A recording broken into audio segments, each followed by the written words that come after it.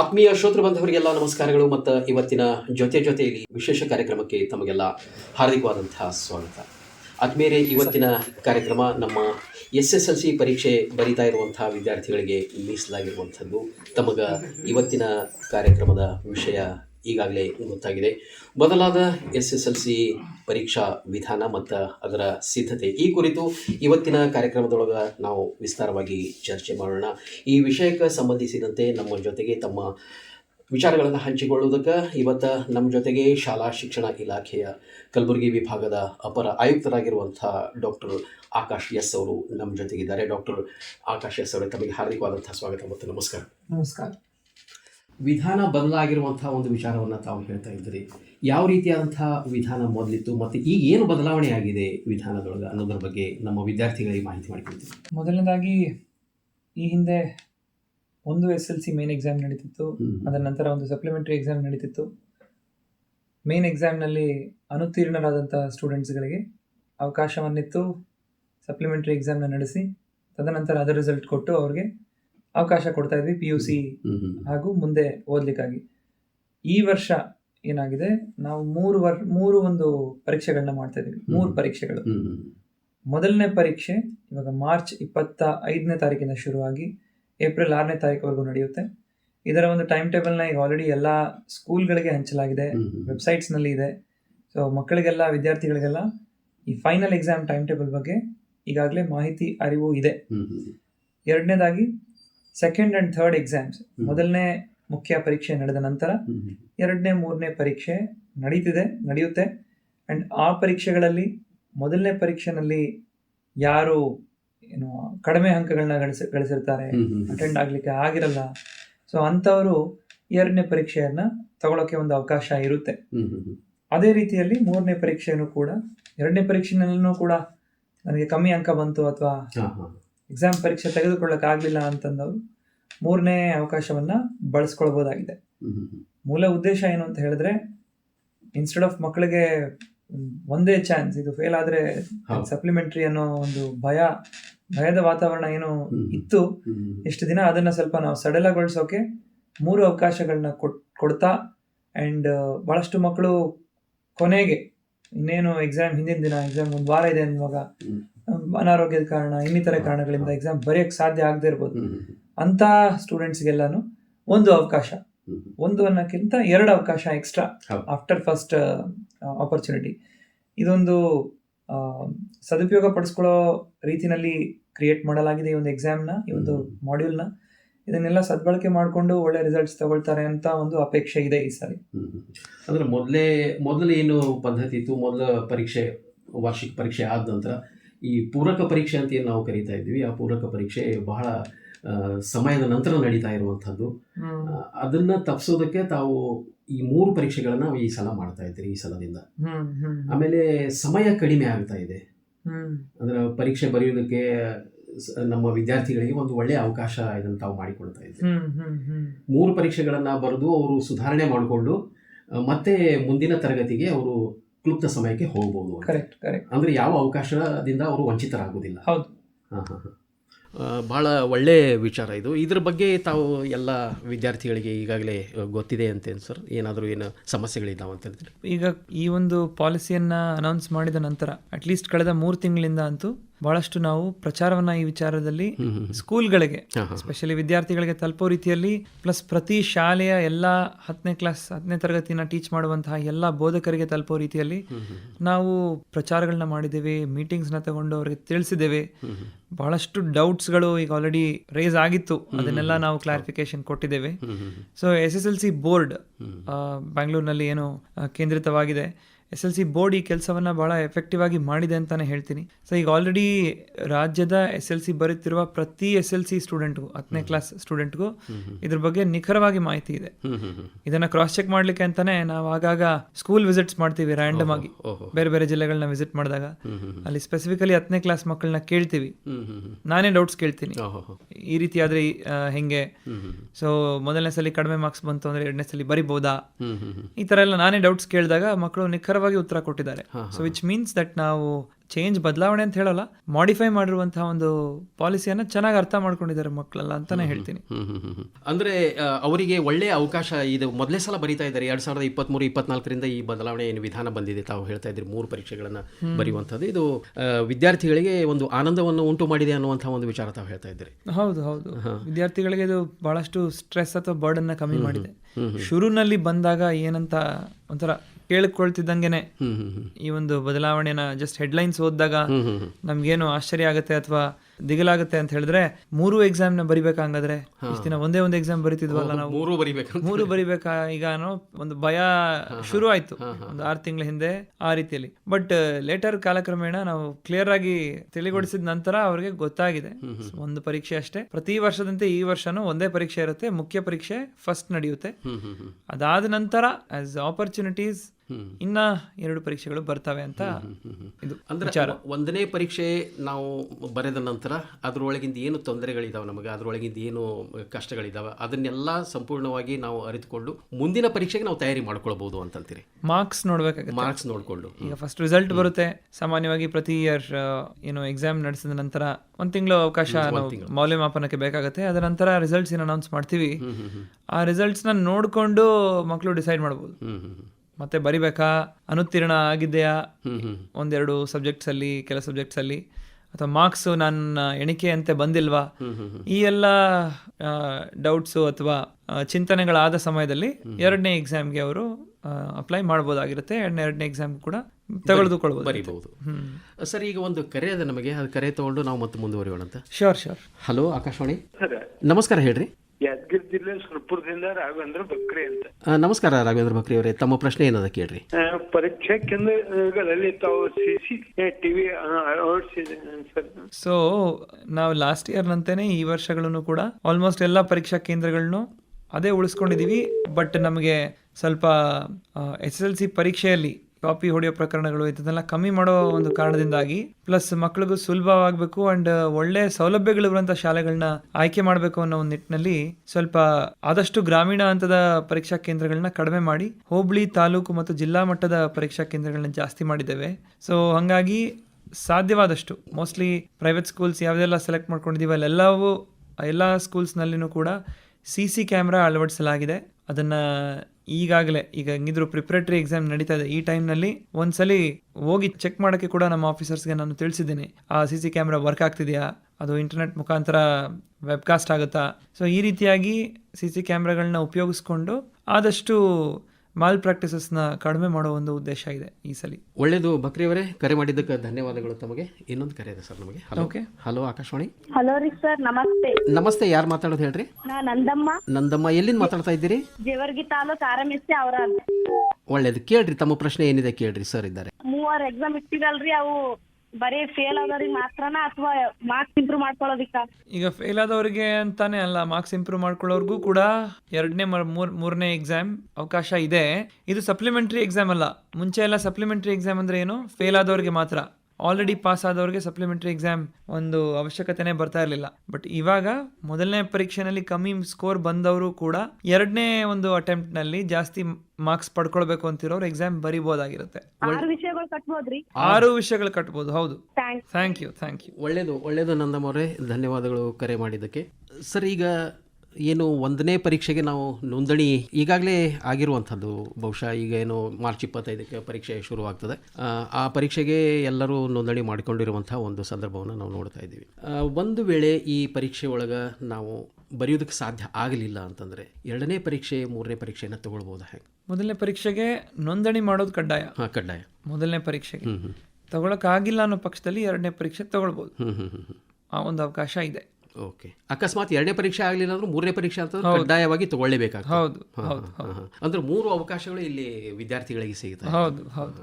And ಇನ್ನೊಂದು ವಿಚಾರ ಏನ್ ಹೇಳ್ಬೇಕಂದ್ರೆ, ಈ ವರ್ಷ ಅಷ್ಟೇ ಅಲ್ಲದೆ ಮುಂದಿನ ವರ್ಷದ regular 3 exams, they are called regular exams. ಇಲ್ಲಿ ಸಪ್ಲಿಮೆಂಟರಿ ಎಕ್ಸಾಮ್ ಅನ್ನೋ ಕಾನ್ಸೆಪ್ಟ್ ಇಲ್ಲ.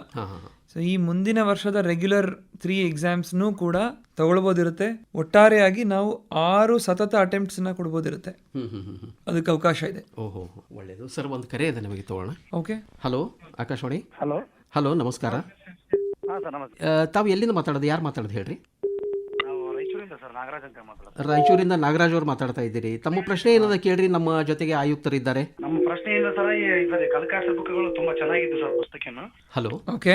ಮುಂದಿನ ಶೈಕ್ಷಣಿಕ ವರ್ಷದಿಂದ ಸ್ವಲ್ಪ ಬೇಗ ಸ್ಕೂಲ್ಗಳು ಡಿಸ್ಟ್ರಿಬ್ಯೂಟ್ ಮಾಡಿದ್ರೆ ಮಕ್ಕಳಿಗೆ ಅನುಕೂಲ ಆಗ್ತದೆ ಸರ್. ಕಲಿಕಾಸರೆ ಪುಸ್ತಕಗಳು, ಹೌದು ಹೌದು. ಅದು ಡಿಸೈನ್ ಚೆನ್ನಾಗಿದೆ ಸರ್, ಎಲ್ಲ ಒಳ್ಳೆ ಕಲಿಕೆ ಬಗ್ಗೆ ಚೆನ್ನಾಗಿದೆ. ಆದ್ರೆ ಸ್ವಲ್ಪ ಅಂದ್ರೆ ಈಗ ಮೊನ್ನೆ ಲೇಟ್ ಆಗಿ ಬಂದ್ವಲ್ಲ ಸರ್, ಅದಕ್ಕೆ ಸ್ವಲ್ಪ ಬೇಗ ಬಂದಿರಗಿನ ಮಕ್ಕಳಿಗೆ ಇನ್ನೂ ಹೆಲ್ಪ್ ಆಗ್ತದೆ ಸರ್ ಅಂತ. Okay okay. So thank you for the question, ಸಜೆಷನ್ಗೆ ಕೂಡ. ಸೊ ಕಲಿಕಾಸರೆ ಪುಸ್ತಕಗಳು ಈಗಾಗಲೇ ಹೇಳ್ದಂಗೆ ನಾನು ಮುಂಚೆನೂ ಮೆನ್ಷನ್ ಮಾಡಿದ್ದೀನಿ, KKRDB ಅವರು ಒಂದು ಶುರು ಮಾಡಿದಂತಹ ಒಂದು ಪ್ಲಾನ್. ಲಾಸ್ಟ್ ಇಯರ್ ನಮ್ಮ ಆಯುಕ್ತರು ಗರಿಮಾ ಪನ್ವಾರ್ ಮೇಡಮ್ ಅವರು ಶುರು ಮಾಡಿದಂತಹ ಐಡಿಯಾ. ಸೊ ಈ ವರ್ಷ ಟೆಕ್ಸ್ಟ್ ಬುಕ್ ನ ಸ್ವಲ್ಪ ಮಾಡಿಫೈ ಮಾಡಿ ನಾವು ಆದಷ್ಟು ಬೇಗನೆ ಕೊಡಬೇಕು ಅನ್ನೋ ಪ್ರಕ್ರಿಯೆಯನ್ನ ಚಾಲ್ತಿ ಮಾಡಿದ್ವಿ. ಕಾರಣಾಂತರಗಳಿಂದ ಸ್ವಲ್ಪ ಡಿಲೇ ಆಯಿತು. ಬಟ್ ಮುಂದಿನ ವರ್ಷ ನೀವು ಹೇಳೋ ರೀತಿಯಲ್ಲಿ ಕಲಿಕಾಸರೆ ಪುಸ್ತಕಗಳಿದ್ದಾವೆ. ಎಲ್ಲ ಮಕ್ಕಳಿಗೂ ಆದಷ್ಟು ಬೇಗ ಈ ಶೈಕ್ಷಣಿಕ ಸಾಲು ಶುರು ಆಗ್ತಿರುವಾಗಲೇ ನಾವು ಪ್ರಕ್ರಿಯೆ ಶುರು ಮಾಡಿ ದಸರಾ ಹಬ್ಬ ಮುಗಿತಿದ್ದಂಗೆ ನಾವು ಕೊಡೋ ಒಂದು ಉದ್ದೇಶ ಕೂಡ ಇಟ್ಕೊಂಡಿದ್ದೀವಿ. ದಿಸ್ ಟೈಮ್ ಇನ್ನು ಬೇಗನೆ ತಲುಪುತ್ತೆ ಆ್ಯಂಡ್ ಇನ್ನು ಬೇಗನೆ ಜಾಸ್ತಿ ವರ್ಕ್ ಮಾಡ್ಬೋದು ಅಂತ ಹೇಳಕ್ಕೆ ಇಷ್ಟಪಡ್ತೀನಿ.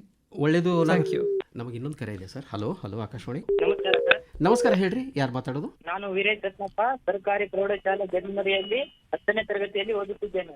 ವಿದ್ಯಾರ್ಥಿಗಳು ಹೇಳ್ರಿ, ತಮ್ಮ ಪ್ರಶ್ನೆ ಏನಂತ ನನ್ನ ಕೇಳಿ. ಪ್ರಶ್ನೆ ಏನೆಂದರೆ, ನಮ್ಮ ಪರೀಕ್ಷೆ ಕೇಂದ್ರವು ಕಕ್ಕೇರ ಪಟ್ಟಣವಾಗಿದೆ. ಕಕ್ಕೇರ ಪಟ್ಟಣ. ಈ ಪರೀಕ್ಷೆಯ ಭಯದ ವಾತಾವರಣವಿರುತ್ತಾ ಸರ್? ಭಯದ ವಾತಾವರಣ ಇರುತ್ತೆ ಅಂತ ನೀವು ಪ್ರಶ್ನೆ ಕೇಳ್ತಾ ಇದ್ದೀರಿ. ನಿಮಗೆ ಭಯ ಆಗಿದೆ ಪರೀಕ್ಷೆ ಅಂತಂದ್ರೆ ವೀರೇಶ್ ಅವರಿಗೆ ಏನ್ ಹೇಳ್ತೀರಿ ಸರ್? ಅವರಿಗೆ ಒಂದು ಸ್ಫೂರ್ತಿ ತುಂಬಬೇಕು. ವೀರೇಶ್ ಅವರೇ, ಈಗ ಕಳೆದ ಬಾರಿ ನಿಮ್ಗೆ ನೀವು ಹೇಳಿದಂತ ಎಕ್ಸಾಮ್ ಸೆಂಟರ್ ಇರ್ಲಿಲ್ವಾ ನಿಮ್ಮ ಶಾಲೆಯ ಸ್ಟೂಡೆಂಟ್ಸ್ ಗಳಿಗೆ? ಇತ್ತಲ್ವಾ? ಈ ಸಲನೂ ಅದೇ ಪರೀಕ್ಷಾ ಕೇಂದ್ರ ಇದೆ ಅಲ್ವಾ? Okay okay. ಸೊ ಪರೀಕ್ಷಾ ಕೇಂದ್ರ ಬೇರೆ ಆಗಿದ್ದಿದ್ರೆ ಹೊಸ ಪರೀಕ್ಷಾ ಕೇಂದ್ರಕ್ಕೆ ಹೋಗ್ಬೇಕು, ಅಲ್ಲಿ ಕುಂತು ಬರಿಬೇಕು, ಅಲ್ಲಿ ಎಲ್ಲಿರುತ್ತೋ ಕ್ಲಾಸ್ ರೂಮು, ಟಾಯ್ಲೆಟ್ ರೂಮ್ ಎಲ್ಲಿರುತ್ತೋ, ಯಾರು ಟೀಚರ್ಸ್ ಸ್ಕ್ವಾಡ್ ಬರ್ತಾರೋ ಅಂತ ಚಿಂತೆ ಇರ್ತಿತ್ತು. ಬಟ್ ಸೇಮ್ ಎಕ್ಸಾಮ್ ಸೆಂಟರ್ ಅಲ್ವಾ? ಸೊ ಧೈರ್ಯವಾಗಿ ಹೋಗಿ ಎಕ್ಸಾಮ್ ಬರೀರಿ. ಅಂಡ್ ವೀರೇಶ್ ಅವರೇ, ಕ್ರಿಕೆಟ್ ಆಡ್ತೀರಾ? ಕ್ರಿಕೆಟ್ ಆಡೋರು ಯಾವ ಗ್ರೌಂಡ್ ಆದ್ರೂ ಸಹ ನಾನು ಅಲ್ಲಿ ಆಡಿದ್ರೆ ಚೆನ್ನಾಗಿ ಆಡ್ತೀನಿ, ನನ್ನ ಟೀಮ್ ನ ಗೆಲ್ಲಿಸ್ತೀನಿ ಅನ್ನೋ ಧೈರ್ಯದಲ್ಲೇ ಆಡ್ತೀವಲ್ವಾ ಕ್ರಿಕೆಟ್ ನ. ಅದೇ ರೀತಿಯಲ್ಲಿ ಸೊ ನಿಮ್ದು ಎಕ್ಸಾಮ್ ಸೆಂಟರ್ ಚೇಂಜ್ ಆದ್ರೂ ಸಹ ಆ ಗ್ರೌಂಡ್ ಅಲ್ಲೂ ಹೋಗ್ತೀನಿ, ಆ ಗ್ರೌಂಡ್ ಅಲ್ಲೂ ಚೆನ್ನಾಗಿ ಆಡಿ ಗೆಲ್ತೀನಿ ಅನ್ನೋ ಒಂದು ಕಾನ್ಫಿಡೆನ್ಸ್ ಇರ್ಲಿ. ಬಹಳ ಒಳ್ಳೆ ವಿಚಾರ ಹೇಳಿದ್ರಿ ಸರ್ ತಾವು. ನಮ್ಮ ಒಂದು ಕೌಶಲ್ಯವನ್ನ ನಾವು ಅಭಿವೃದ್ಧಿ ಮಾಡಿಕೊಂಡು ಅದ್ರ ಮೇಲೆ ನಾವು ವಿಶ್ವಾಸ ಇಟ್ರೆ ಯಾವ ಕೇಂದ್ರದಲ್ಲಾದ್ರೂ ಒಳ್ಳೆ ನಾವು ಪರೀಕ್ಷೆ ಬರಿಬಹುದು, ಒಳ್ಳೆ ಮಾಡಬಹುದು ಅಂತ ಹೇಳಿ ಅನ್ನುವಂತ ಒಂದು ವಿಚಾರ ಹೇಳಿದ್ರಿ ಸರ್. ಸರ್, ಈಗ ತಾವು ಹೇಳಿದ್ರಿ 3 ಪರೀಕ್ಷೆಗಳನ್ನ ಈಗ ಬರಿಬೇಕಾಗ್ತದ ಅಂತ ಹೇಳಿ, ಬಹಳ ಒಳ್ಳೆಯ ಅವಕಾಶಗಳದು.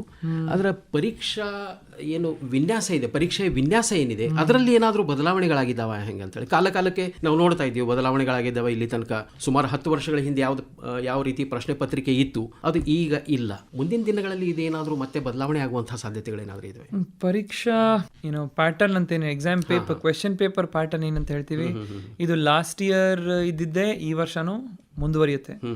ಲಾಸ್ಟ್ ಇಯರ್ ಯಾವ ಎಕ್ಸಾಮ್ ಪ್ಯಾಟರ್ನ್ ಇತ್ತು, ಎಷ್ಟು ಟಫ್ ಇತ್ತು ಅಂಡ್ ಯಾವ ಸಿಲೆಬಸ್ಗೆ ಹೊಂದ್ಕೊಂಡಂತೆ ಇತ್ತು, ಅದೇ ರೀತಿಯಲ್ಲಿ ಈ ಸಲಿನೂ ಕೂಡ ಸೇಮ್ ಪ್ಯಾಟರ್ನ್ ಮುಂದುವರಿಯುತ್ತೆ. ಟಫ್ನೆಸ್ ಇನ್ನು ಜಾಸ್ತಿ ಕಷ್ಟ ಆಗಿದೆ ಈ ಸಲ, ಎಕ್ಸಾಮ್ ಈಸಿ ಆಗಿದೆ ಆ ರೀತಿ ಏನಿಲ್ಲ. ಇಟ್ ರಿಮೈನ್ಸ್ ದ ಸೇಮ್ ಅಂತ ಹೇಳಿ. ವಿನ್ಯಾಸ ಬದಲಾವಣೆ ಆಗಿಲ್ಲ, ಆದರೆ ಅವಕಾಶಗಳು ಹೆಚ್ಚಾಗಿದೆ. ಹೌದು ಹೌದು. ಈಗ ಒಂದು ಕರೆ ಇದೆ ಸರ್, ನಮಗೆ ತಗೊಳ್ಳೋಣ. ಓಕೆ. ಹಲೋ ಆಕಾಶವಾಣಿ. ಸರ್ ನಮಸ್ತೆ ಸರ್. ನಮಸ್ತೆ, ಹೇಳ್ರಿ, ಯಾರು ಮಾತಾಡೋದು? ಪವಿತ್ರ. ಕೇಳ್ರಿ ಪವಿತ್ರ ಅವ್ರ, ಏನ್ ತಮ್ಮ ಪ್ರಶ್ನೆ ಇದೆ? ಸರ್ ನಮ್ಮ ಪ್ರಶ್ನೆ ಏನಂದ್ರೆ, 3 ಸಲ ಬದಲಾದ ಪರೀಕ್ಷೆಗಳನ್ನ ಅಳವಡಿಸಲಾಗಿದ್ರೆ ಸರ್, ಅದರಲ್ಲಿ ಮೊದಲನೇ ಪರೀಕ್ಷೆಯಲ್ಲಿ ನಾನು 426 ಮಾರ್ಕ್ಸ್ ತಗೊಂಡ್ರೆ ಅದು ನನ್ನ ತೃಪ್ತಿ ಆಗ್ಲಿಲ್ಲ ಸರ್. ಓಕೆ. ಎರಡನೇ ಪರೀಕ್ಷೆಯಲ್ಲಿ ಅದಕ್ಕಿಂತ ಕಮ್ಮಿ ಬಂತಂದ್ರೆ ಮೊದಲನೇ ಪರೀಕ್ಷೆ ಮಾರ್ಕ್ಸ್ ಗಳನ್ನ ತಗೋಬೋದಾ? ಹೌದು. ಒಳ್ಳೆ ಪ್ರಶ್ನೆ. ಒಳ್ಳೆ ಪ್ರಶ್ನೆ ಕೇಳಿದ್ರಿ. ಸೊ 2ನೇ ಬಾರಿ ನಾನು ಪರೀಕ್ಷೆ ತಗೋತೀನಿ, ಇಂಪ್ರೂವ್ಮೆಂಟ್ಗೋಸ್ಕರ ಅಂತ ಬರಿತೀನಿ, ಆದ್ರೆ ಮೊದಲನೇ ಬಾರಿ ತಗೊಂಡೆ ಮಾರ್ಕ್ಸ್ ಉಳಿಯುತ್ತಾ? ಹೌದು, ಉಳಿಯುತ್ತೆ. 3 ಪರೀಕ್ಷೆಯಲ್ಲಿ ಯಾವ ಪರೀಕ್ಷೆಯಲ್ಲಿ ಹೈಯೆಸ್ಟ್ ಮಾರ್ಕ್ಸ್ ತಗೊಂಡಿರ್ತೀರಿ ಅದೇ ಮಾರ್ಕ್ಸ್ ನಿಮ್ಮ ಮಾರ್ಕ್ಸ್ ಕಾರ್ಡ್ ಮೇಲೆ ಪ್ರಿಂಟ್ ಆಗುತ್ತೆ, ಅದೇ ಕಡೆಗೆ ಉಳಿಯುತ್ತೆ. Thank you. ಒಳ್ಳೇದು ಪವಿತ್ರ ಅವರೇ, ಬಹಳ ಖುಷಿಯಾಗಿರ್ಬೇಕು ಪವಿತ್ರ ಅವ್ರೆ, ತಮಗೆ ಈ ಪ್ರಶ್ನೆಗೆ ಉತ್ತರ ಸಿಕ್ತು. ಸರ್, ಈಗ ತಾವು ಹೇಳಿದ್ರಿ ಯಾವುದು ಹೈಯೆಸ್ಟ್ ಇರ್ತದ ಆ ಮಾರ್ಕ್ಸ್ ಅನ್ನ ಉಳಿಸಿಕೊಳ್ಳಲಾಗ್ತದೆ ಅಂತ ಹೇಳಿ. ಅಂದ್ರೆ ಇದು ಯಾರು ಪ್ರಯತ್ನಶೀಲರಿದ್ದಾರೆ, ಶ್ರಮ ಹಾಕ್ತಾ ಇದ್ದಾರೆ, ನಮ್ಮ ಒಂದು ಸರಾಸರಿ ಹೆಚ್ಚಿಗಾಗಬೇಕು ಅನ್ನುವಂಥವ್ರಿಗೆ ಇದು ಬಹಳ ಒಂದು ಒಳ್ಳೆ ವರ ಅಂತ ಹೇಳಿ ಹೇಳ್ಬೋದು. 3 ಪರೀಕ್ಷೆಗಳಲ್ಲಿ ಯಾವ್ದು ಹೈಯೆಸ್ಟ್ ಇರ್ತದೆ, 3 ಪರೀಕ್ಷೆಗಳನ್ನು ಅಟೆಂಡ್ ಮಾಡಿ ಯಾವ್ದು ಹೈಯೆಸ್ಟ್ ಬರ್ತದೆ ಅದನ್ನ ನಾವು ನಮ್ಮ ಸಾಧನೆ ಒಳಗೆ ಸೇರಿಸೋದಕ್ಕೆ ಅವಕಾಶ ಇದೆ ಅಂತ. ಹೌದು. ಹೌದು ಅದ್ಭುತವಾದಂತಹ ಒಂದು ಇದು ಸರ್, ಇದು ಅವಕಾಶ ಸರ್ ನಮ್ಮ ಎಲ್ಲ ವಿದ್ಯಾರ್ಥಿಗಳಿಗೆ. ಹೌದು ಹೌದು ಯಾಕಂತಂದರೆ SSLC ಅನ್ನುವಂಥದ್ದು ಬಹಳ ಪ್ರಮುಖವಾದಂತಹ ಒಂದು ಘಟ್ಟ. ಹೀಗಾಗಿ ಅವ್ರ ಮೇಲೆ ಸ್ಟ್ರೆಸ್ ಕೂಡ ಈ ಸಂದರ್ಭದೊಳಗೆ ಬಹಳ ಇರ್ತದೆ. ಆ ಸ್ಟ್ರೆಸ್ ಅನ್ನು, ಒತ್ತಡವನ್ನು ಕಡಿಮೆ ಮಾಡೋದಕ್ಕೆ ಇಲಾಖೆ ಏನು ಪ್ರಯತ್ನ ಮಾಡ್ತಾ ಇದೆ, ಸ್ವಾಗತಾರ್ಹವಾದಂತಹ ಒಂದು ಕ್ರಮ ಅಂತ ಹೇಳ್ಬೋದು. ಇನ್ನೊಂದು ಕರೆ ಇದೆ ಸರ್, ನಾವು ತಗೋಣ. Hello hello hello hello. ಹಾಂ ನಮಸ್ಕಾರ, ಹೇಳ್ರಿ ಸರ್ ನಮಸ್ತೆ. ನಮಸ್ತೆ, ಹೇಳ್ರಿ, ಯಾರು ಮಾತಾಡೋದು? ನಾವು Raichur district Maski taluk Halapur best public school ಇದೆ ಸರ್ ಮಾತಾಡ್ತಾ ಇರೋದು. ಹೇಳ್ರಿ ಸರ್ ನಾನು ಟೀಚರ್ ಸರ್ ಮಾತಾಡ್ತಾ ಇರೋದು. ಓಕೆ ಸರ್ ಈಗ ಫಸ್ಟ್ ಪರೀಕ್ಷೆಯಲ್ಲಿ 6 ಸಬ್ಜೆಕ್ಟ್ ಅಲ್ಲಿ ನಾನು 3 ಸಬ್ಜೆಕ್ಟ್ ಒಳ್ಳೆ ಮಾರ್ಕ್ಸ್ ತಗೊಂಡಿರ್ತೀನಿ. ಓಕೆ ಇನ್ನು 3 ಸಬ್ಜೆಕ್ಟ್ ಅಲ್ಲಿ ಕಡಿಮೆ ಮಾರ್ಕ್ಸ್ ಬಂದಿತ್ತು ಅಂತಂದ್ರೆ ಓಕೆ ಆ 3 ಸಬ್ಜೆಕ್ಟ್. ಹಲೋ, ಬಹುಶಃ ಸಂಪರ್ಕ ಇಲ್ಲ. ಬಟ್ ಅವ್ರ ಕ್ವೆಶ್ಚನ್ ನನಗೆ ಅರ್ಥ ಆಯ್ತು.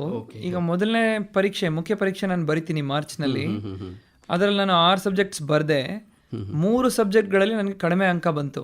ಆ ಪಕ್ಷದಲ್ಲಿ ಸೆಕೆಂಡ್ ಎಕ್ಸಾಮ್ ನಾನು ತಗೊಳ್ಳುವಾಗ ಆ ಕೇವಲ 3 ಸಬ್ಜೆಕ್ಟ್ ಮಾತ್ರ ಬರಿಬೇಕಾ ಅಥವಾ ಎಲ್ಲ 6 ಬರಿಬೇಕಾ ಅನ್ನೋದು ಪ್ರಶ್ನೆ. ಸೊ ಒಳ್ಳೆ ಕ್ವೆಶ್ಚನ್. ಸೆಕೆಂಡ್ ಟೈಮ್ ಎಕ್ಸಾಮ್ ಬರಿಬೇಕಾದ್ರೆ ಎಲ್ಲ 6 ಸಬ್ಜೆಕ್ಟ್ ಬರೆಯೋ ಅವಶ್ಯಕತೆ ಇಲ್ಲ. ಕಡಿಮೆ ಬಂತು ಅಂತ ಅನಿಸಿದ್ದ ಸಬ್ಜೆಕ್ಟ್ಸ್ ಮಾತ್ರ ಬರಿಬೋದು ಸೆಕೆಂಡ್ ಟೈಮ್. ಅದೇ ರೀತಿ ಥರ್ಡ್ರಲ್ಲೂ ಅಷ್ಟೇ. ಅಂದ್ರೆ ನಮಗೆ ಯಾವುದು ಕಡಿಮೆ ಬಂದಿದೆ ಅದನ್ನ ಆ ಸಬ್ಜೆಕ್ಟ್ ಮಾತ್ರ ಬರಿಬೋದು. ಜಸ್ಟ್ ಲೈಕ್ ಸಪ್ಲಿಮೆಂಟ್ರಿ ಎಕ್ಸಾಮ್ ಯಾವುದು 1ರಲ್ಲಿ ಫೇಲ್ ಆದ್ರೆ ಎಲ್ಲ ಬರೆಯಲ್ಲ, ಆ ಸಬ್ಜೆಕ್ಟ್ ಮಾತ್ರ ಬರಿತೀವಿ. ಆ ರೀತಿಯಲ್ಲಿ ಬಹುಶಃ ನಮ್ಮ ಹಾಲಾಪುರದ ಕೋರ್ಸ್ ಟೀಚರ್ ಅವರಿಗೆ ಉತ್ತರ ಸಿಕ್ಕಿರ್ಬೋದು ಅಂತ ಹೇಳಿ ನಾವು ಭಾವಿಸ್ತೀವಿ. ಸರ್, ಈಗ ತಾವು ಈಗೇನು ಈ ಬದಲಾದಂಥ ಒಂದು ಸನ್ನಿವೇಶ ಇದೆ, ಈ ಸನ್ನಿವೇಶಕ್ಕೆ ತಕ್ಕಂಗೆ ವಿದ್ಯಾರ್ಥಿಗಳಿಗೂ ಕೂಡ ಸಾಕಷ್ಟು ಅನುಕೂಲ ಒದಗಿರುವಂಥದ್ದನ್ನು ನಾವು ನೋಡ್ತಾ ಇದ್ದೀವಿ. ಈ ಹಾಜರಾತಿ ಬಗ್ಗೆ ಕೂಡ ತಾವು ಹೇಳ್ತಾ ಇದ್ದೀರಿ. ಹಾಜರಾತಿ ಶೇಕಡಾವಾರು ಎಷ್ಟಿರಬೇಕು ಅರ್ಹ ವಿದ್ಯಾರ್ಥಿಗಳು ಪರೀಕ್ಷೆ ಬರೆಯೋದಕ್ಕೆ ಅನ್ನೋದ್ರ ಬಗ್ಗೆ ಏನಾದರೂ ಹೇಳ್ಬೋದು? ಹಾಜರಾತಿ ಈಗ ಆಲ್ರೆಡಿ SLC ಎಕ್ಸಾಮ್ಗೆ ನೋಂದಣಿ ಮಾಡಿದ್ದಾರೆ ಎಲ್ಲರೂ. ಆ್ಯಂಡ್ ಹಾಲ್ ಟಿಕೆಟ್ 1 ವಾರದ ಮುಂಚೆ ಬರುತ್ತೆ. ಹಾಜರಾತಿ ಕಡ್ಡಾಯವಾಗಿ ಎಲ್ಲ ಮಕ್ಕಳದೂ 75% ಅಕಾಡೆಮಿಕ್ ಇಯರಲ್ಲಿ ಎಷ್ಟು ಶಾಲಾ ದಿನಗಳು ನಡೆಯುತ್ತೆ ಅಷ್ಟು ಶಾಲಾ ದಿನಗಳಲ್ಲಿ ಕನಿಷ್ಠ 75% ಅಷ್ಟು ದಿನಗಳು ಸ್ಕೂಲ್ನ ಅಟೆಂಡ್ ಮಾಡಬೇಕಾಗಿರುತ್ತೆ. ಅಂಡ್ ಮಾಡೋದು ಬಹಳ ಮುಖ್ಯ. ಯಾಕೆಂದರೆ ಈ ಥರ ರೆಗ್ಯುಲಾರಿಟಿ ಆ್ಯಂಡ್ ಡಿಸಿಪ್ಲಿನ್ ಇಲ್ಲದೆ ಇರೋರು ಪಾಸ್ ಆಗೋ ಒಂದು ಏನೋ ಕಡಿಮೆ ಆಗ್ಬಿಡುತ್ತೆ ಚಾನ್ಸಸ್ ಅಂತ ಹೇಳ್ಬೋದು. ಸೊ ಅಟೆಂಡ್ ಮಾಡಿದ್ರೆ ಒಳ್ಳೇದು. ನಾವು ಎನ್ಕರೇಜ್ ಮಾಡ್ತಾ ಇದೀವಿ ಶುರುವಿಂದನೂ. ಮಿನಿಮಮ್ 90% ಇರ್ಬೇಕು ನಿಮ್ಮ ಅಟೆಂಡೆನ್ಸ್ ಅಂತ, 90-95. ಸರ್, ತಮ್ಮ ಒಂದು ಅನುಭವದೊಳಗೆ ಗ್ರಾಮೀಣ ಪ್ರದೇಶದೊಳಗೆ ಅಟೆಂಡೆನ್ಸ್ ಏನಾದರೂ ಹೆಚ್ಚು ಕಡಿಮೆ ಆಗ್ತಾ ಇರೋದನ್ನು ಅಥವಾ ಅದಕ್ಕೆ ಏನಾದರೂ ಕಾರಣಗಳೇ ಇವೆ ಅನ್ನೋದ್ರ ಬಗ್ಗೆ ಏನಾದರೂ ವಿಶ್ಲೇಷಣೆ ಮಾಡಿದೆ ಇಲಾಖೆ? ವಿಶ್ಲೇಷಣೆ ಮಾಡಿದೆ. ಈಗಾಗಲೇ ನನಗೆ ಕೆಲವು ಮಾಧ್ಯಮ ಮಿತ್ರರು ಕೂಡ ಈ ಪ್ರಶ್ನೆಯನ್ನು ಕೇಳಿದ್ರು. ಏನಂತ ಹೇಳಿದ್ರೆ, ನಮ್ಮದು SATS ಅಂತ ಇದೆ, student achievement tracking system. So ಈ ಒಂದು ಸಿಸ್ಟಮ್ನಲ್ಲಿ ಪ್ರತಿಯೊಂದು ತರಗತಿಯಲ್ಲೂ ಪ್ರತಿಯೊಂದು ಶಾಲೆನಲ್ಲಿ ಎಷ್ಟು ಮಕ್ಕಳು ನೋಂದಣಿಯಾಗಿದ್ದಾರೆ ಅಂತ ಒಂದು ಸಂಖ್ಯೆ ಸಿಗುತ್ತೆ. It is an online platform. So ಅಲ್ಲಿ SATS ಅಂಕಿಅಂಶಗಳ ಪ್ರಕಾರ ನಮ್ಮ ಕಲ್ಯಾಣ ಕರ್ನಾಟಕ ಭಾಗದಲ್ಲಿ ಒಟ್ಟಾರೆ 2,05,000 ಸ್ಟೂಡೆಂಟ್ಸ್ ನೋಂದಣಿಯಾಗಿದ್ದಾರೆ.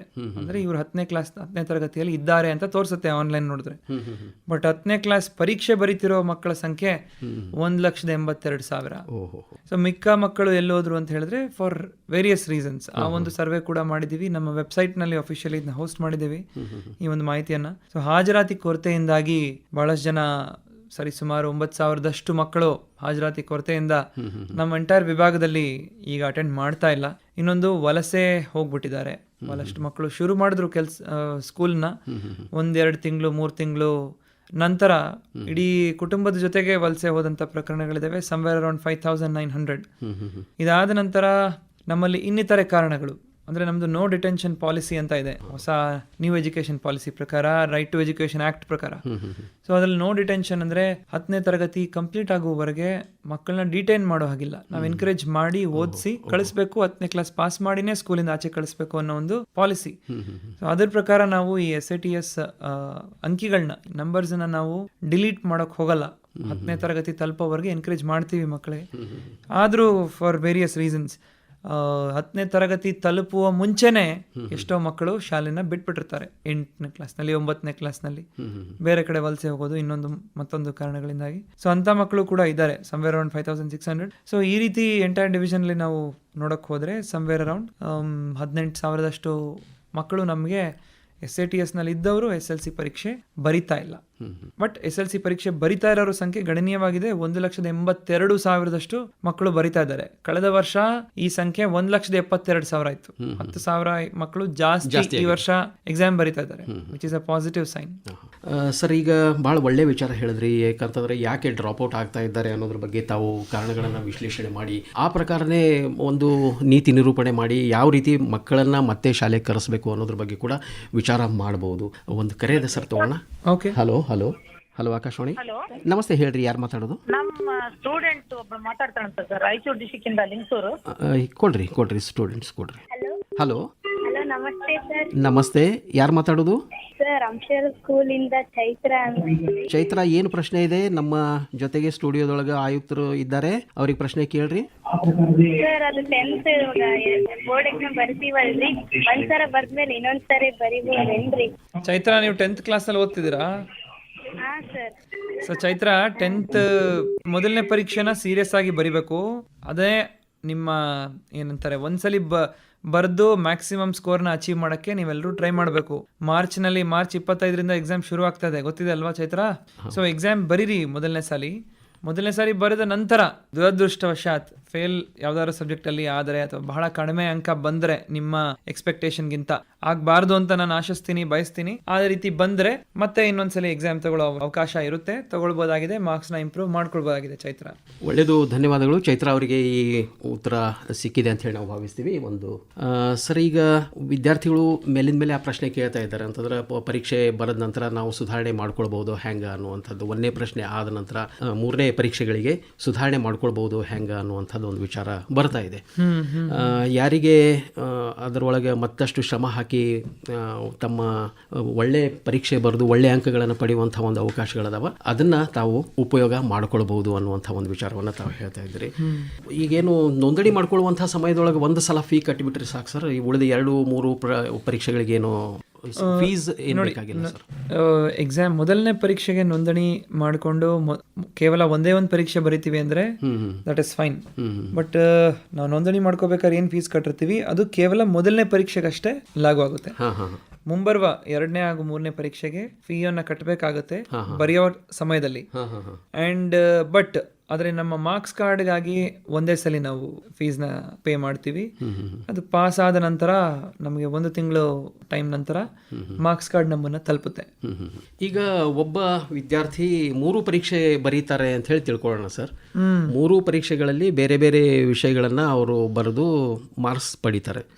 ಕೊನೆಗೆ ಮಾರ್ಕ್ಸ್ ಕಾರ್ಡ್ ಬಂದಾಗ ಅಲ್ಲಿ ಏನು ನಮೂದಾಗ್ತದೆ? ಒಂದನೇ ಪರೀಕ್ಷೆಯಲ್ಲಿ ಇಷ್ಟು ತೊಗೊಂಡಿದ್ದಾರೆ, 2ನೇ ಪರೀಕ್ಷೆಯಲ್ಲಿ ಇಷ್ಟು ಮಾರ್ಕ್ಸ್ ಬಂದಿದೆ ಅಂತ ಹಂಗೇನಾದರೂ ಇರ್ತದೆ? ಸಬ್ಜೆಕ್ಟ್ ವೈಸ್ ಅವ್ರದ್ದು ಮಾರ್ಕ್ಸ್ ಪ್ರಿಂಟ್ ಆಗುತ್ತೆ. ಈ ಹಿಂದೆ ಹೆಂಗೆ ಪ್ರಿಂಟ್ ಆಗ್ತಿತ್ತು ಅದೇ ರೀತಿಯಲ್ಲಿ ಪ್ರಿಂಟ್ ಆಗುತ್ತೆ.